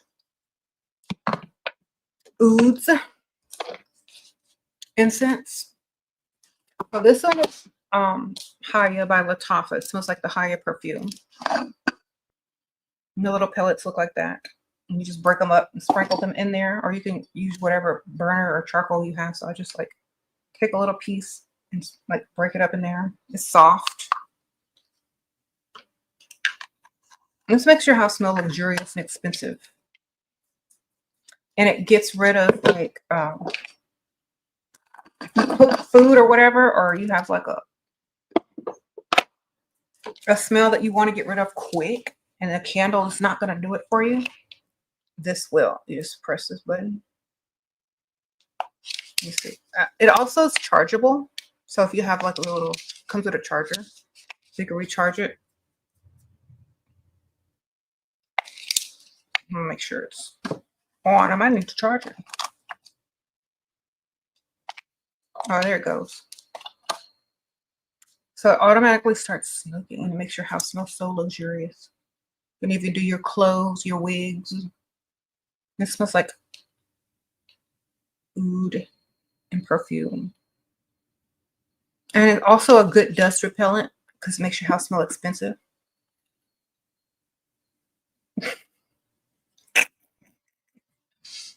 So definitely get you one of these. It's so cute, right? They have different colors and it's portable, and you can put it in your car. If you like that oud smell in your car. But I like it just for my room. You walk in, it smells like you're like so luxurious.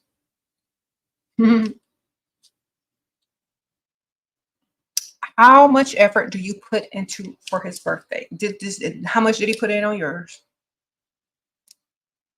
Sprinkle, sprinkle. How much did he put in on yours? If he hasn't celebrated your birthday, how much do you think he would put in on it?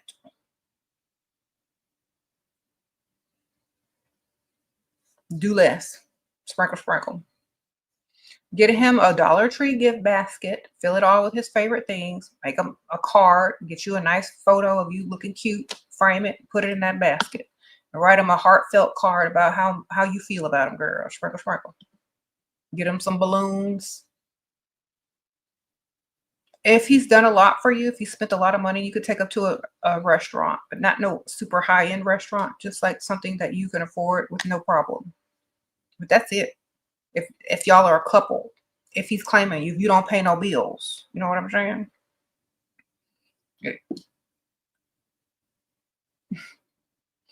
Okay, Ali says they became a professional cuddler on Cuddle Comfort site. Advice on how to get the most out of it. Girl, are you a guy or a girl? Hold on. Well, whatever. Oh my gosh, that's so hilarious. I saw people doing that online.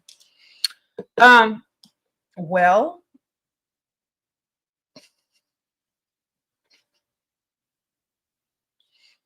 you need to find the one that nobody even want to cuddle with for money. That's how you're gonna get your money. All right. You need to find the ones that nobody wants to click on to cuddle with either. Okay. Then you start making your demands. So find the one that no cuddlers that are professional wants to even cuddle with, and that's who you go for. Then you start talking about what you want while you cuddling with them and see what they're gonna offer. Thank you, Soft Life Sprinkle Sprinkle. Oh my God, Kat. Katharina is terrible. She said, get one in a wheelchair. Oh my gosh.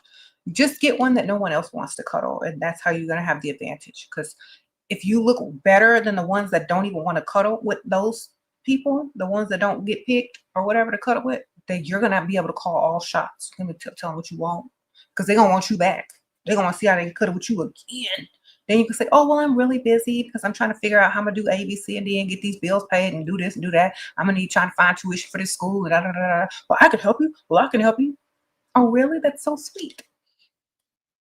Okay, so you look better than any other cuddlers out there. When you cuddle with the ones that nobody want to cuddle with, then that's how you get them. So you look better than what the other people are getting. You're going to be the high priority. So you're going to be able to call the shots.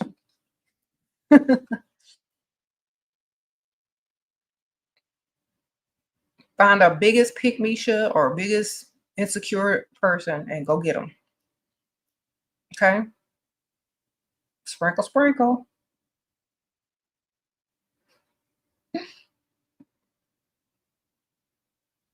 I said I could never. Well, they already did. So, you know, they're a professional cuddler. So they might as well be professional about it. Get their money. You said we listen and we don't judge. I'm only judging pick-me-shas, but I always tell her it's a temporary situation if she just levels up. Thank you, Zuri, sprinkle, sprinkle. Your NFL player wants to fly you out tonight. How to get the most out of him? Don't bring no luggage and say you lost it. Show up. If it's a cold climate, show up with no coat on. Exposed to the elements. So he has to take you shopping. Okay? Sprinkle, sprinkle. Come ill prepared. So are you going somewhere cold? Don't bring no coat. You going somewhere? Oops, they lost your luggage. Show up with only your bag. Make sure you got your makeup though. You need that makeup. But not all the makeup. You could say you lost a lot of your makeup in the bag so you can go to Sephora too. Okay? Just bring your bare minimum makeup. So he can't really take you out and flaunt you because you ain't got nothing to wear. Where he gonna take you? Okay? You don't have no pajamas. You ain't got no night clothes. You cold. It's freezing. Where y'all going straight after the airport? To the mall. Sprinkle, sprinkle.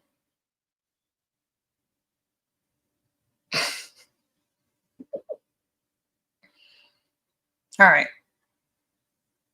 I mean, if you're going to get flown out, I mean, get the most out of it.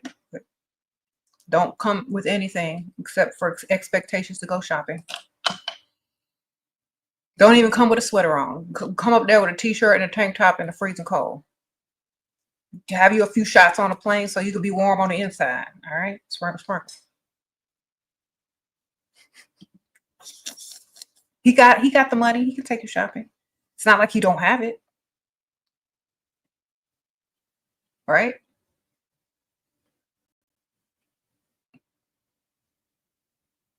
Okay.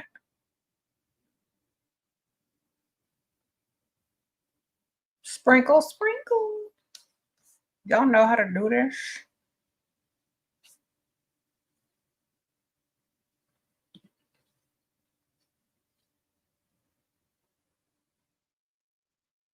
Be safe getting flued out. Yes, be safe. I don't suggest it, but she said she already going. So, and he's an NFL player. How can she get the most out of it? She had already made up her mind. So I told her.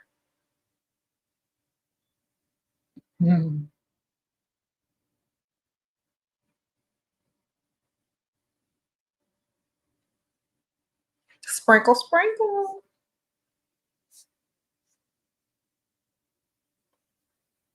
You said, why can't a Dusty and Pick-me-sha find each other? Because Pick-me-sha is chasing the Dusty and he's running from her. Only time he get caught is when it get cold outside and he needs shelter for the winter. Right? Otherwise, he's continually running to the next chick until he finds the type of woman he wants, or he levels himself up out of dustiness and then goes gets the type of woman he wants. But Pick-me-sha is the one that's chasing Dusty. It's hard to catch something when it's continuously running away from you. And definitely Dusties do run away from pygmishas because if they were running towards them and chasing the pygmishas, then they wouldn't be a pygmisha, now would they? So that's why they can't find each other, because they run in a circle. And the dusty run faster. No men run faster than women.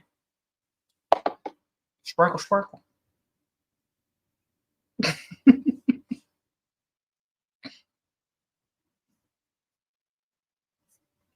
Thank you.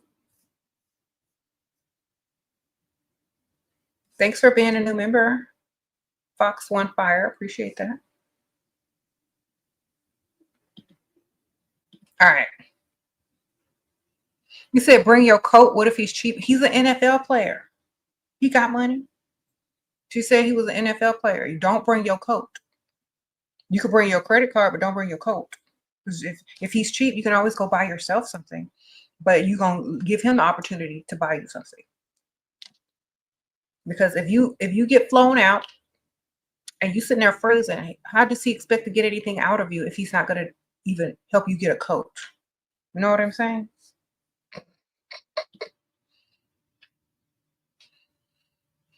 And if he wants to take you out, or if you want to go out and you don't have anything to go out in, then he needs to buy you that too.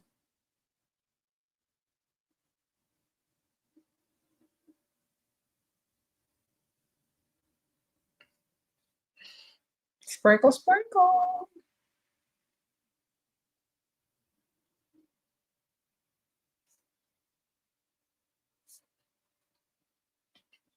Okay. You said left it on a plane. Oops. Yeah.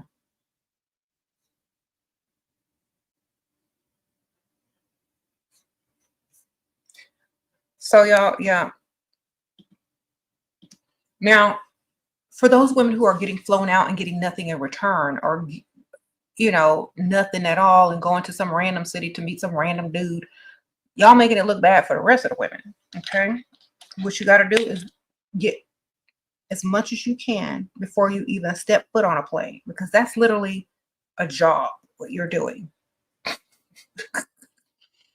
Thank you, Annalene. Sprinkle, sprinkle. How do I get him to propose to me? By having several options of men with more money. And if he doesn't propose, you're going to be the one that got away. You see, you got to be dating several, more than one. It means you got to obviously also have more than one option who have more money. When a man feels like he's getting ready to lose you to a man with more money, he'll propose to you. When a man feels like you're getting ready to go and level up on him and get a richer man, he'll propose to you. But if he feels like you're going to sit there and wait for him forever because you're the best he can get, he ain't got to do nothing. So you got to level up, start dressing up, going out by yourself, having fun, doing the most. Telling him, well, talking about the future as if he's not going to be in it. Oh, next year I may travel to such and such place with my friends, and maybe we'll go do this and maybe we'll go do that. He's like, well, what about us? Oh, well, what about us? Is there something I need to know? Am I going to be doing something different next year? I don't know where you see this relationship going, but you haven't made any attempts to tell me that you want, me to be in your life on a permanent level. So I'm just planning my life. So unless I have something else to plan for, things can change. So you tell him something like that. Either he's going to propose or he's going to let you go. Because a lot of men aren't trying to get married in their 20s. A lot of women are, but a lot of men aren't. So if he's in his 20s, he's probably nowhere near ready financially even to marry you. And a lot of y'all just want to get married to say y'all are married, but y'all ain't married to no money, so it don't even really count.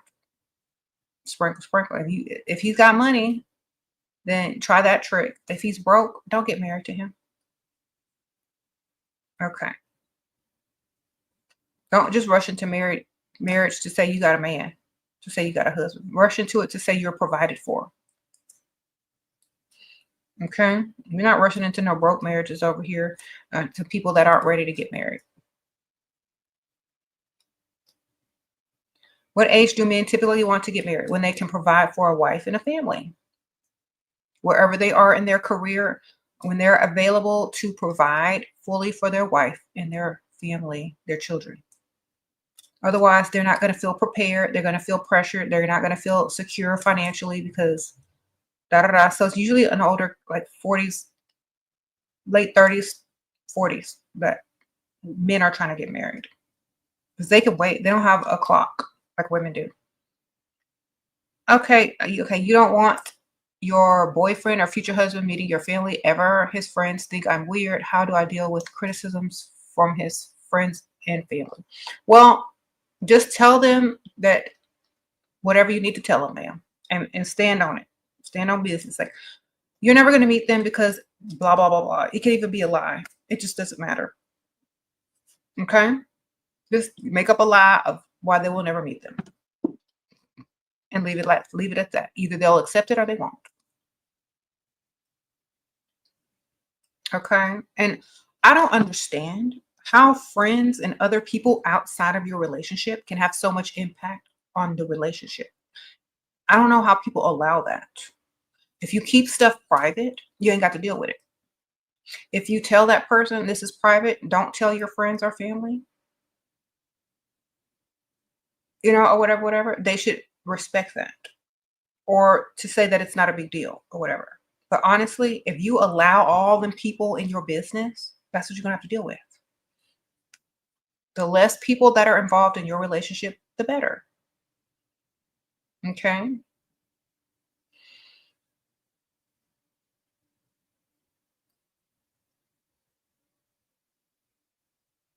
And you tell him that. Usually the woman gets her way if the man really likes her. So all you got to do is tell him, like, I don't like how you talk to your friends and tell them all our business. You need to stop that or this is over. Sometimes you just got to put your foot down and they'll respect you if they want you. Then they'll be like, well, I don't talk about that anymore. I'm not talking about relationship anymore with you. Change the subject. They'll change the subject. If you give them permission to be all, talking about your business, that's what they're going to do. Just tell them, don't talk about me with your friends, or else if I hear something back, it's over. What they going to do?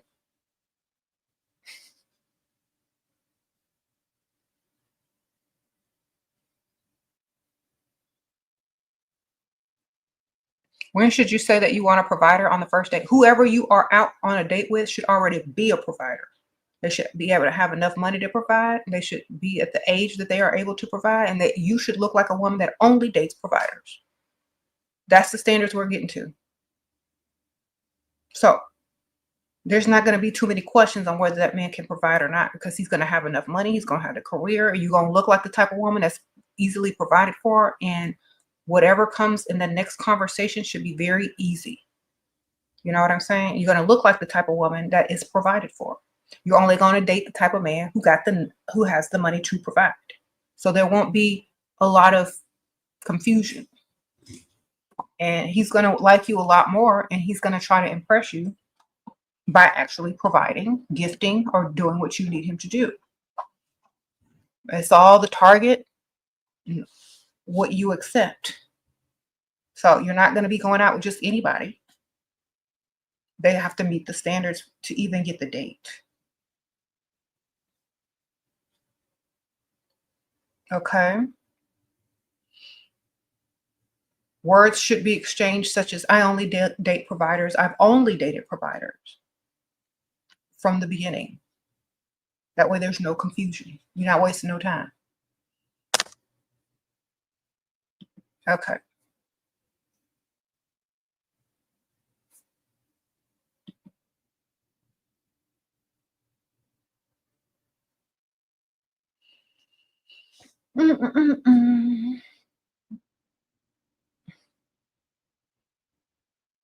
Sprinkle, sprinkle. Thank you, Reed. You said ever since you started your level up journey, you notice how much better the world treats you, not just men, but everyone. Thank you, Shira, for all that you do. Oh, thank you, Miss Reed. Sprinkle, sprinkle. Yes. All around better treatment with higher standards. Even if you took this, thank you, ma'am. Even if you took this information and took out the relationship or dating dynamic, it's all how you treat yourself and how you expect others to treat you, where you hang out, the type of people you hang out with, your mentality. You can like apply that to anything, business, social life, whatever, everyday living, whatever. So it just doesn't matter. If you are used to a certain standard of living, you're not going to lower it just to date. You know what I'm saying? There are so many women out here that are very successful and they feel like they have to lower their standards just to date. You don't have to do that. You just have to choose a different target. Now, a lot of people aren't going to agree with me on this, and that's totally fine because it's up to you. Because, like I said, everybody chooses their own standards. So, a lot of women who have their life together, their finances together, their money together. Let's say you're a woman and you have your own business and you're paid. You're not going to want to choose the type of man who's probably got more money than you and is going to spoil you, because they're probably not going to look like you want them to look, because you feel like since you're a successful, beautiful woman that you deserve a successful, handsome man, right? So a lot of women make the mistake to where they're already successful. So they get with a successful man who's decent looking, but they have to remember one thing. Why are you with this decent looking, successful man? Is it for fidelity or is it for to be provided for? Because if you already have the money to provide for yourself, then you're only with this man for his looks.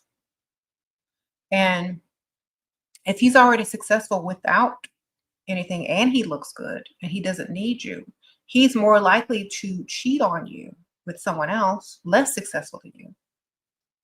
And you're going to end up looking bad because you chose looks over higher success in your partner. You see what I'm saying? You can see a lot of people that have done this, celebrities or whatever. You can see a lot of women who have done this and end up looking like the fool. Because even though that man had some money or was just as successful, he still had more options. And the reason why is because he's able to date lower and still look good. Well, it doesn't work that way for women. You can't go and date lower and still look as good as the guy, who was higher, unless they did something really bad or have the negative, story around why you left. Okay. So therefore, if you're a successful, beautiful woman and you're trying to find somebody to get with, always, instead of going for looks, go for more success, because you're going to be the prize. All right. Sprinkle, sprinkle. You're still going to be the prize. And a lot of women don't realize this. They feel like they worked hard and they deserve this. Well, you're going to deserve everything that comes with it as well. Remember, even if you're rich, successful as a woman, and if you want marriage or you want a partner, don't go for looks, because you're still at the same dynamic. Whether no matter how much money you have, it's still the same dynamic. Okay? They need to have more. You need to remain the prize. Okay, sprinkle, sprinkle.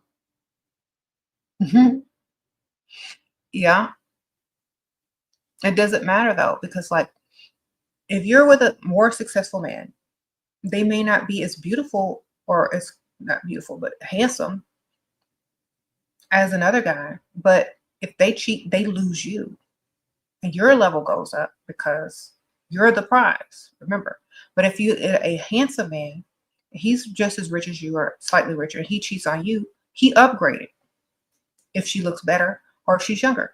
So it's the dynamic. It has nothing to do with how much money you have, because at the end of the day, they're just going to look at the person that he cheated on you with. Okay? So therefore, you got to make sure you're dating for the right reasons, which is how he can give you more, how he can spoil you, and how you're the prize, no matter how much money y'all both got. Okay. Because if he was more successful than you and he had more money than you, but he was less attractive, he done spent a grip. He done bought you some stuff. You're going to win in the relationship if it ends. But if he was handsome, you probably spent on him too. You probably got him stuff too. He probably didn't spoil you as much as he would have if he was ugly. And people are going to be weighing this out. Man, like, okay, well, she probably did this. He probably cheated on her. And it's not going to look good on your end. So as a woman, you always want to be the cute one in the relationship.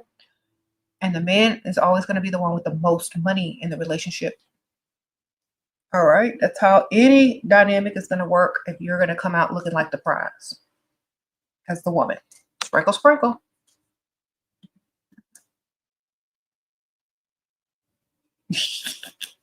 No matter how much money you have. Okay.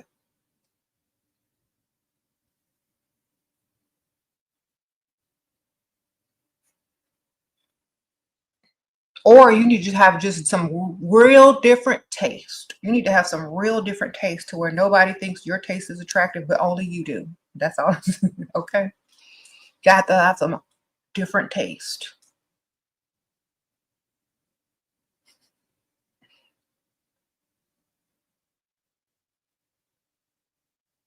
Sprinkle, sprinkle. I gotta go in like a little while. Thoughts on ugly men who think they're the prize. Well, you gotta tell them that they're ugly every once in a while. You gotta remind them. Okay. Because if you keep reminding them, they're not gonna think they're the prize for long. And not in a bad way. Y'all don't understand. Y'all don't say it in a bad way. If it's out of like, if it's just for fun, don't say it in a bad way. It's like, you know what? I'm glad I don't have a very handsome man.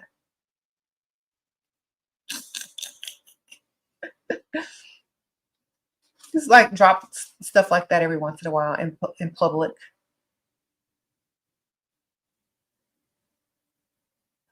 Uh-oh, siren seeing sprinkle, sprinkle. How can I show interest but not too much at the bar? Just a little eye contact. And if they come over, ma'am. You can smile and have eye contact. That's about it, ma'am. Smile, eye contact. If they're man enough and they like you, they coming over. You know, if it's an older man who does not think that you would be interested in him at all because the age difference is too high, ask a question out loud, perhaps to the bartender that you think he may know the answer to, like the old dude. Be like, is there a good place to get A, B, C, and D around here? The bartender will suggest something. And if the old man wants to put his 2 cents in and suggest something, then that's a conversation starter, but it's not a direct conversation starter. He's going to have to come to you still. So you say, oh, excuse me, bartender, do you know a good place where they have such and such and such and such? The old man is sitting right there. Then he'll chime in because old people like to do that. They like to give you information and advice on where to go, right? So that's how you do it.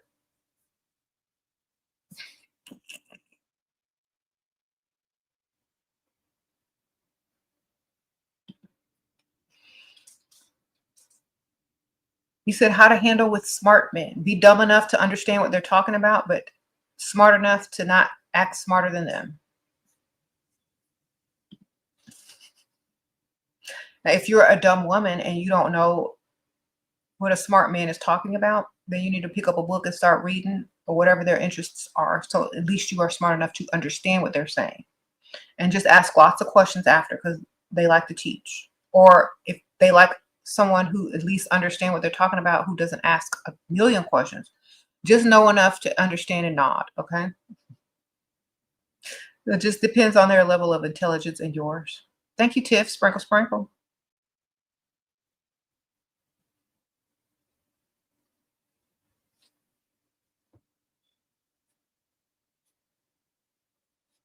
Okay.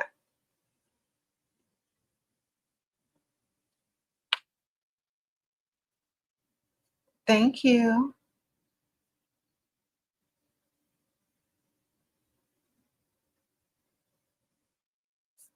All right.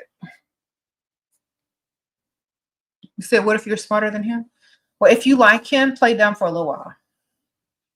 Get what you can get. Okay. Just play dumb. They like when women learn from them. Just play dumb for a little while. But not super dumb, but just dumb enough so that they can think that they're teaching you something, but you understand what they're teaching you.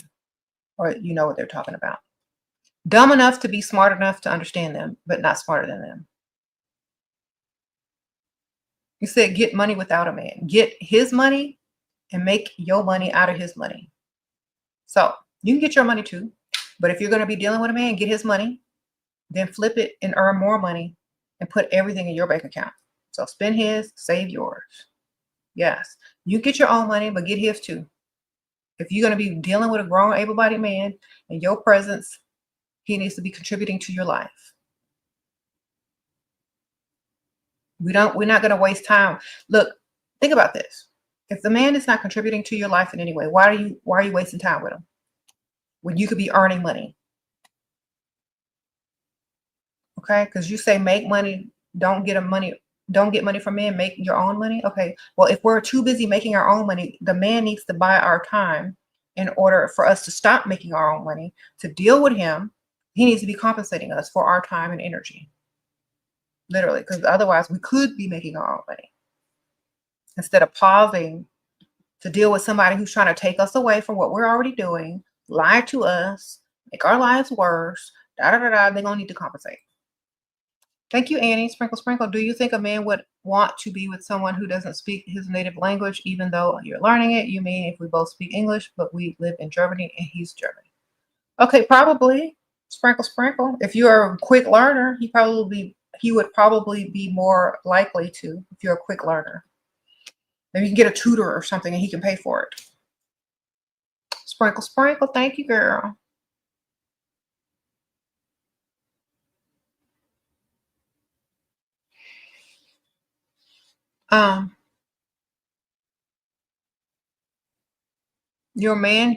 Your provider just bought you a Christmas tree and dinner. Okay, Amethyst Princess, that's so nice. Sprinkle, sprinkle.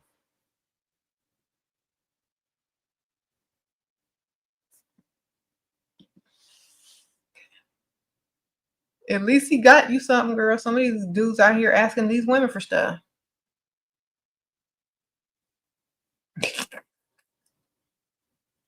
How can you contact Shira for suggestions in private? You can definitely join my Patreon, which is linked in the description bar. My Patreon, let's see if I can find it for you. There's the link here. If you join tier 2 and up, you should be able to message me. But remember to join tier 2 and up. And you should be able to directly message me, and I should be able to message you back within a day or two. There you go. Don't write me the whole life story, because I keep trying to tell y'all keep writing me these whole life stories. I'm not reading all of it. I'm reading the last 2-3 sentences. So whatever you trying to ask me, don't put it in the whole life story. I don't care. Last 3 sentences. You see the amount of space you have here to write me? That's how much you need to use up. Maybe a little bit more, but do not write me your whole dang relationship history. I don't care. The last few sentences is all I'm reading. So you might take your time typing. I'm not going to take my time reading. You need to get in quick with what you're trying to ask me and be done with it. I don't care about all the stuff that he's done. If he ain't doing it today, don't tell me what he did yesterday. Okay? If he's only spent $3,000 on you in 6 months, get your calculator out and divide it by how many dollars he spent on you per day. Then you might not even have to ask me the question. You know what I'm saying? So if this man don't like you, he ain't answering phone calls, he's ghosting you left and right, I'm just going to tell you that man don't like you. Where's the other one? This is to save y'all some time and energy. So if you have a real question, definitely join the Patreon, tier 2 and up, and message me. Sprinkle, sprinkle.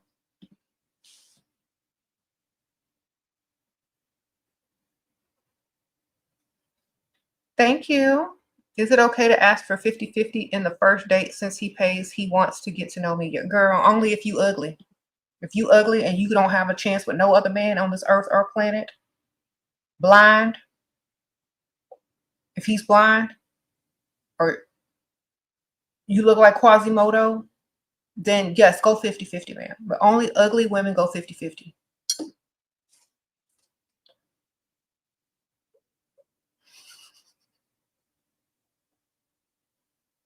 I will never go 50-50 because I look too good. Sprinkle, sprinkle.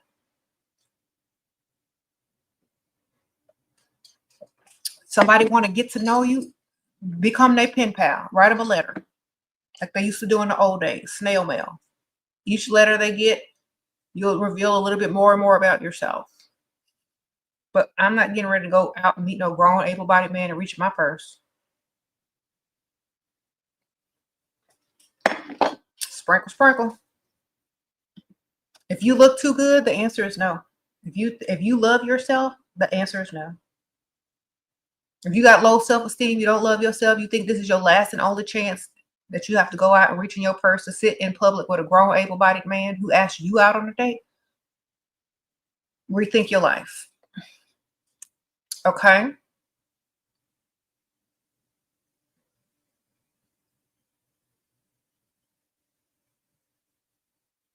Mm-mm-mm.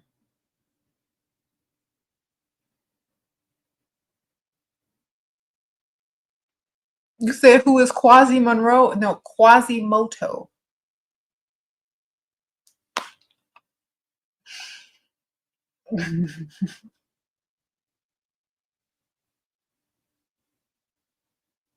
Oh, thank you, Nails by Asia. She sent me a cash app. I appreciate that, girl. Let's see what she can see.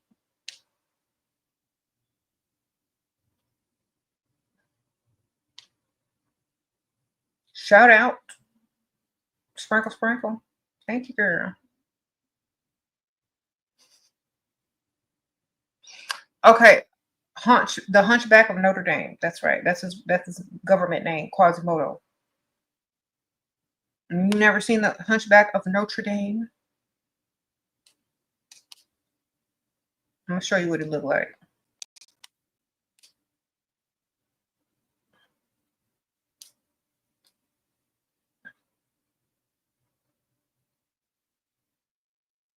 Girl, they got a whole new.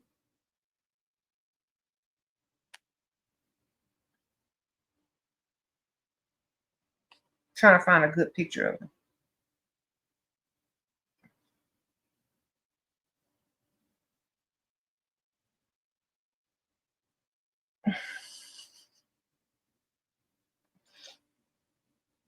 Okay, that's Quasi.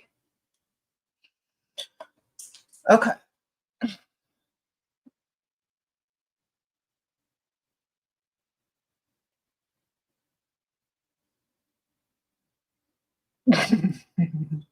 If you look like that, yes, you might need to go 50-50. What days and times are the best to freestyle? Daytime, weekdays. Mornings, early afternoons on the weekdays. Sprinkle, sprinkle.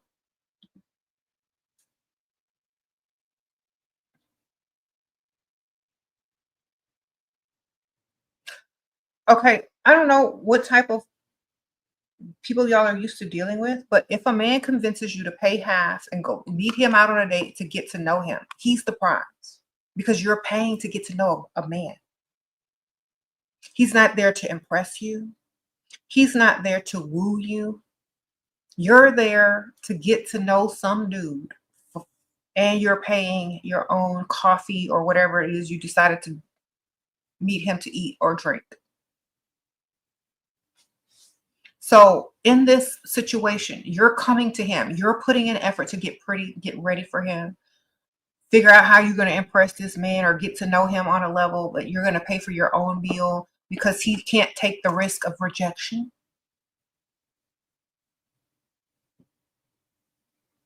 He's not bold enough. He can't afford to date if he can't afford the risk of rejection. That's number one. If a man wants you to go 50-50 on a date, he's broke. He can't afford the risk of rejection. Okay, sprinkle, sprinkle.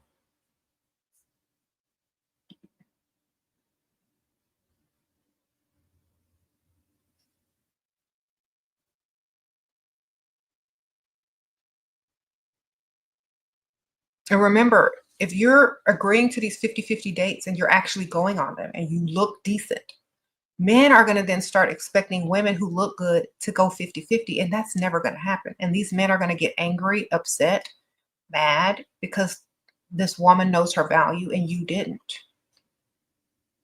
Because y'all are confusing people. Y'all are confusing people out here who are trying to be out here and date. And so if you look halfway decent, they're going to go ask the next halfway decent chick to go 50-50, and she's going to look at him crazy. Then he's going to feel some type of way. So if all women stick together with their high standards and not go 50-50 on a date where a man asks them out, retain your high value, that's what you're going to be treated like. Okay. We're not doing no 50-50 dates. Like I said, just pay for the whole thing. If you're going to go 50-50, ma'am, just call yourself Pick Misha and save us a whole bunch of trouble, because they're going to separate you from any other type of woman. Okay. I'd rather you pay for the entire date than half of it, and just go ahead and claim your Pick Misha status. Don't sit there and pay for half of a date, because they know how to separate Pick Mishas. Okay. Oh, that's Pick Misha. She'll pay for a date. She desperate. Something wrong with her. Okay. You say you once accepted a date walking around Target. J10, don't tell nobody that. To keep that to yourself, never tell another person. Sprinkle, sprinkle.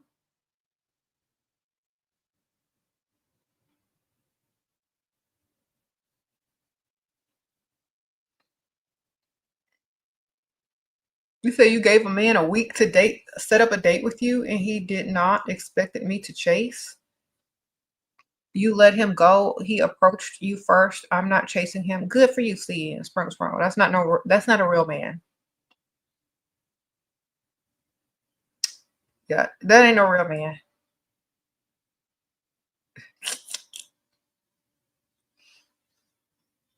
A lot of guys these days just ask you out just to see if you'll say yes. They never even plan on doing anything. They never plan on trying to impress you. A lot of men just want to see if you're desperate enough to say yes, or if you like them enough to say yes. So instead of saying yes, ask questions.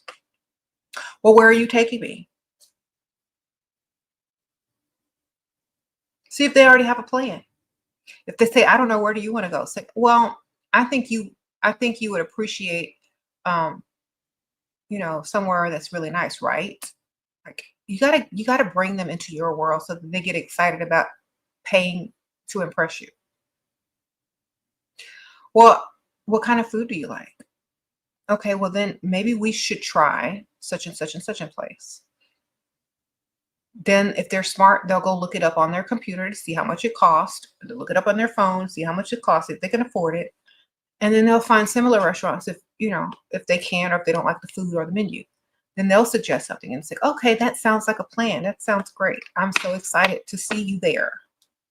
You don't just let people like ask you out on a date. Oh, we should go to dinner sometime. Get details right then and there, get them excited about it and put the ball in their court, and then let them say, okay, well, whenever you find the place and the plans, let me know. I'll definitely be ready and excited to meet you. That means I'm not sitting over here waiting on you. You get the plans together, and then you let me know. If you never let me know, then we ain't got no plans. Sprinkle, sprinkle. Okay. But a lot of y'all are sitting here. A man says, oh, we're going to go to dinner such and such night. I'll call you. They don't give you no details. They don't tell you where. Y'all don't have the restaurant picked out. You sitting over there by the phone talking about, how come he hasn't texted me yet? We have a date tonight, girl, because he just wanted to see if you would go out with him, period. And the answer was probably yes. That was good enough for him and his ego. You don't say yes until there's definite plans made, and that when he is ready with the plans to call and tell you. And ask him if you made reservations. If it's going to a restaurant, it's like, okay, well, let me know when the reservations are set, what time, da, da, da, da, and then if they have valet parking or not, because I'm gonna need to know that. That means I'm used to the best. Make them reservations. They better have valet parking, because I ain't finna walk in these heels.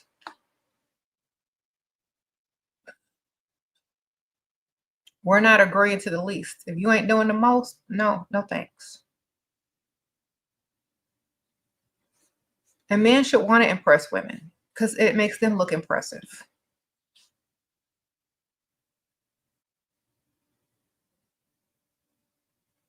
Where did I get my sweater? You like my sweater? And it's like these two bows on it.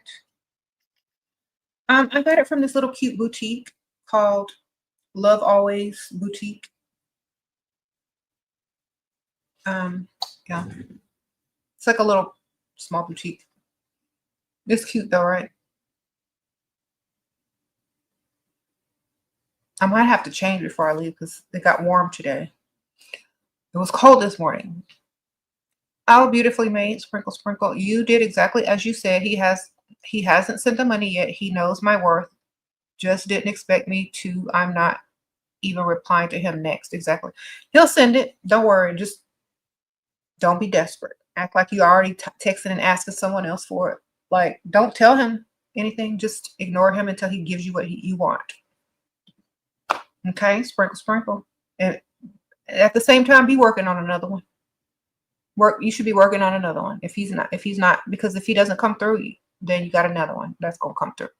And if you're not responding to him because you're responding to another one and getting what you want anyway, you're not gonna miss a beat and you ain't gonna lose nothing. Okay. Remember, you got to have options so that they have to move quick. The more options you have, the faster they move. Or the more options they think you have, the faster they move. Sprinkle, sprinkle.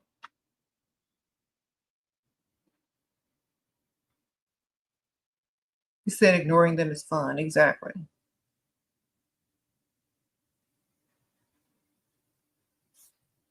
You said what? Yours is 43 years old. Said he don't have time for games of chasing me. Well, then tell him to get his Bengay. His look, I'm older than that, but tell him to get his Bengay, his arthritis cream. Tell him to sit down and wait for somebody to come and chase him. Sprinkle, sprinkle. Girl, it's not old, but if you're way younger than him, you make him feel old. That's gonna like say, okay, well, you know what? I know you're getting up there in age. He's about to hit his midlife crisis. See, I know you're getting up there in age and you can't chase behind women like you used to, and I understand that. But I want a real man. So if you're unable to perform at your age, then that's great. But we can be friends, girlfriends on them. Tell him you need a man that could continue to do his job. Tell him you need a man that is not tired all the time. It's like, I know you're 43, probably tired. You probably have arthritis. It's okay. You're about to be 50. If you're tired of chasing women, that's understandable. But I'm a woman and I know I'm the prize and I deserve to get what I want. So bye.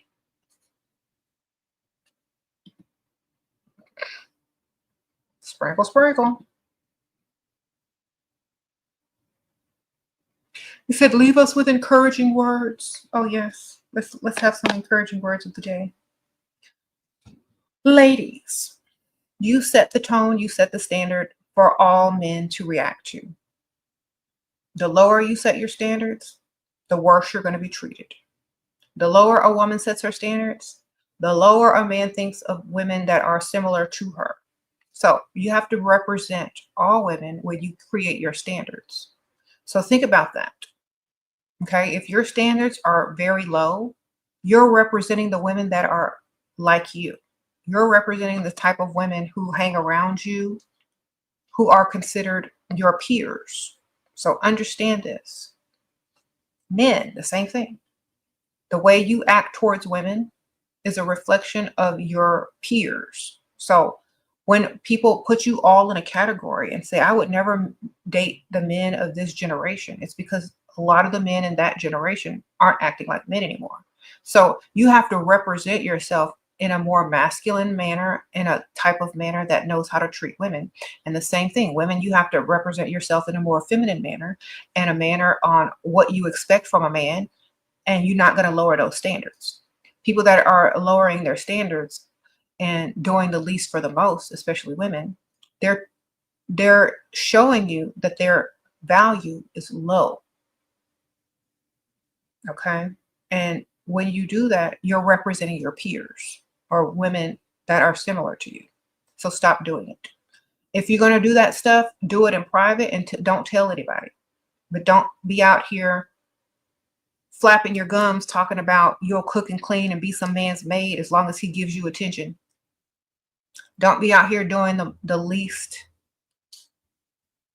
as far as your looks are concerned. and getting mad when a man breaks his neck looking at somebody that put in some effort.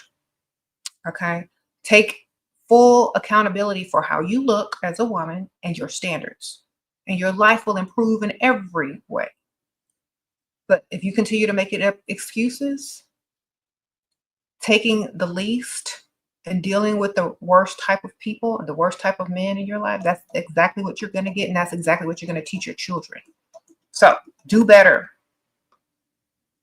Keep them standards high and you'll change the narrative. All right. I'll see y'all later. Sprinkle, sprinkle.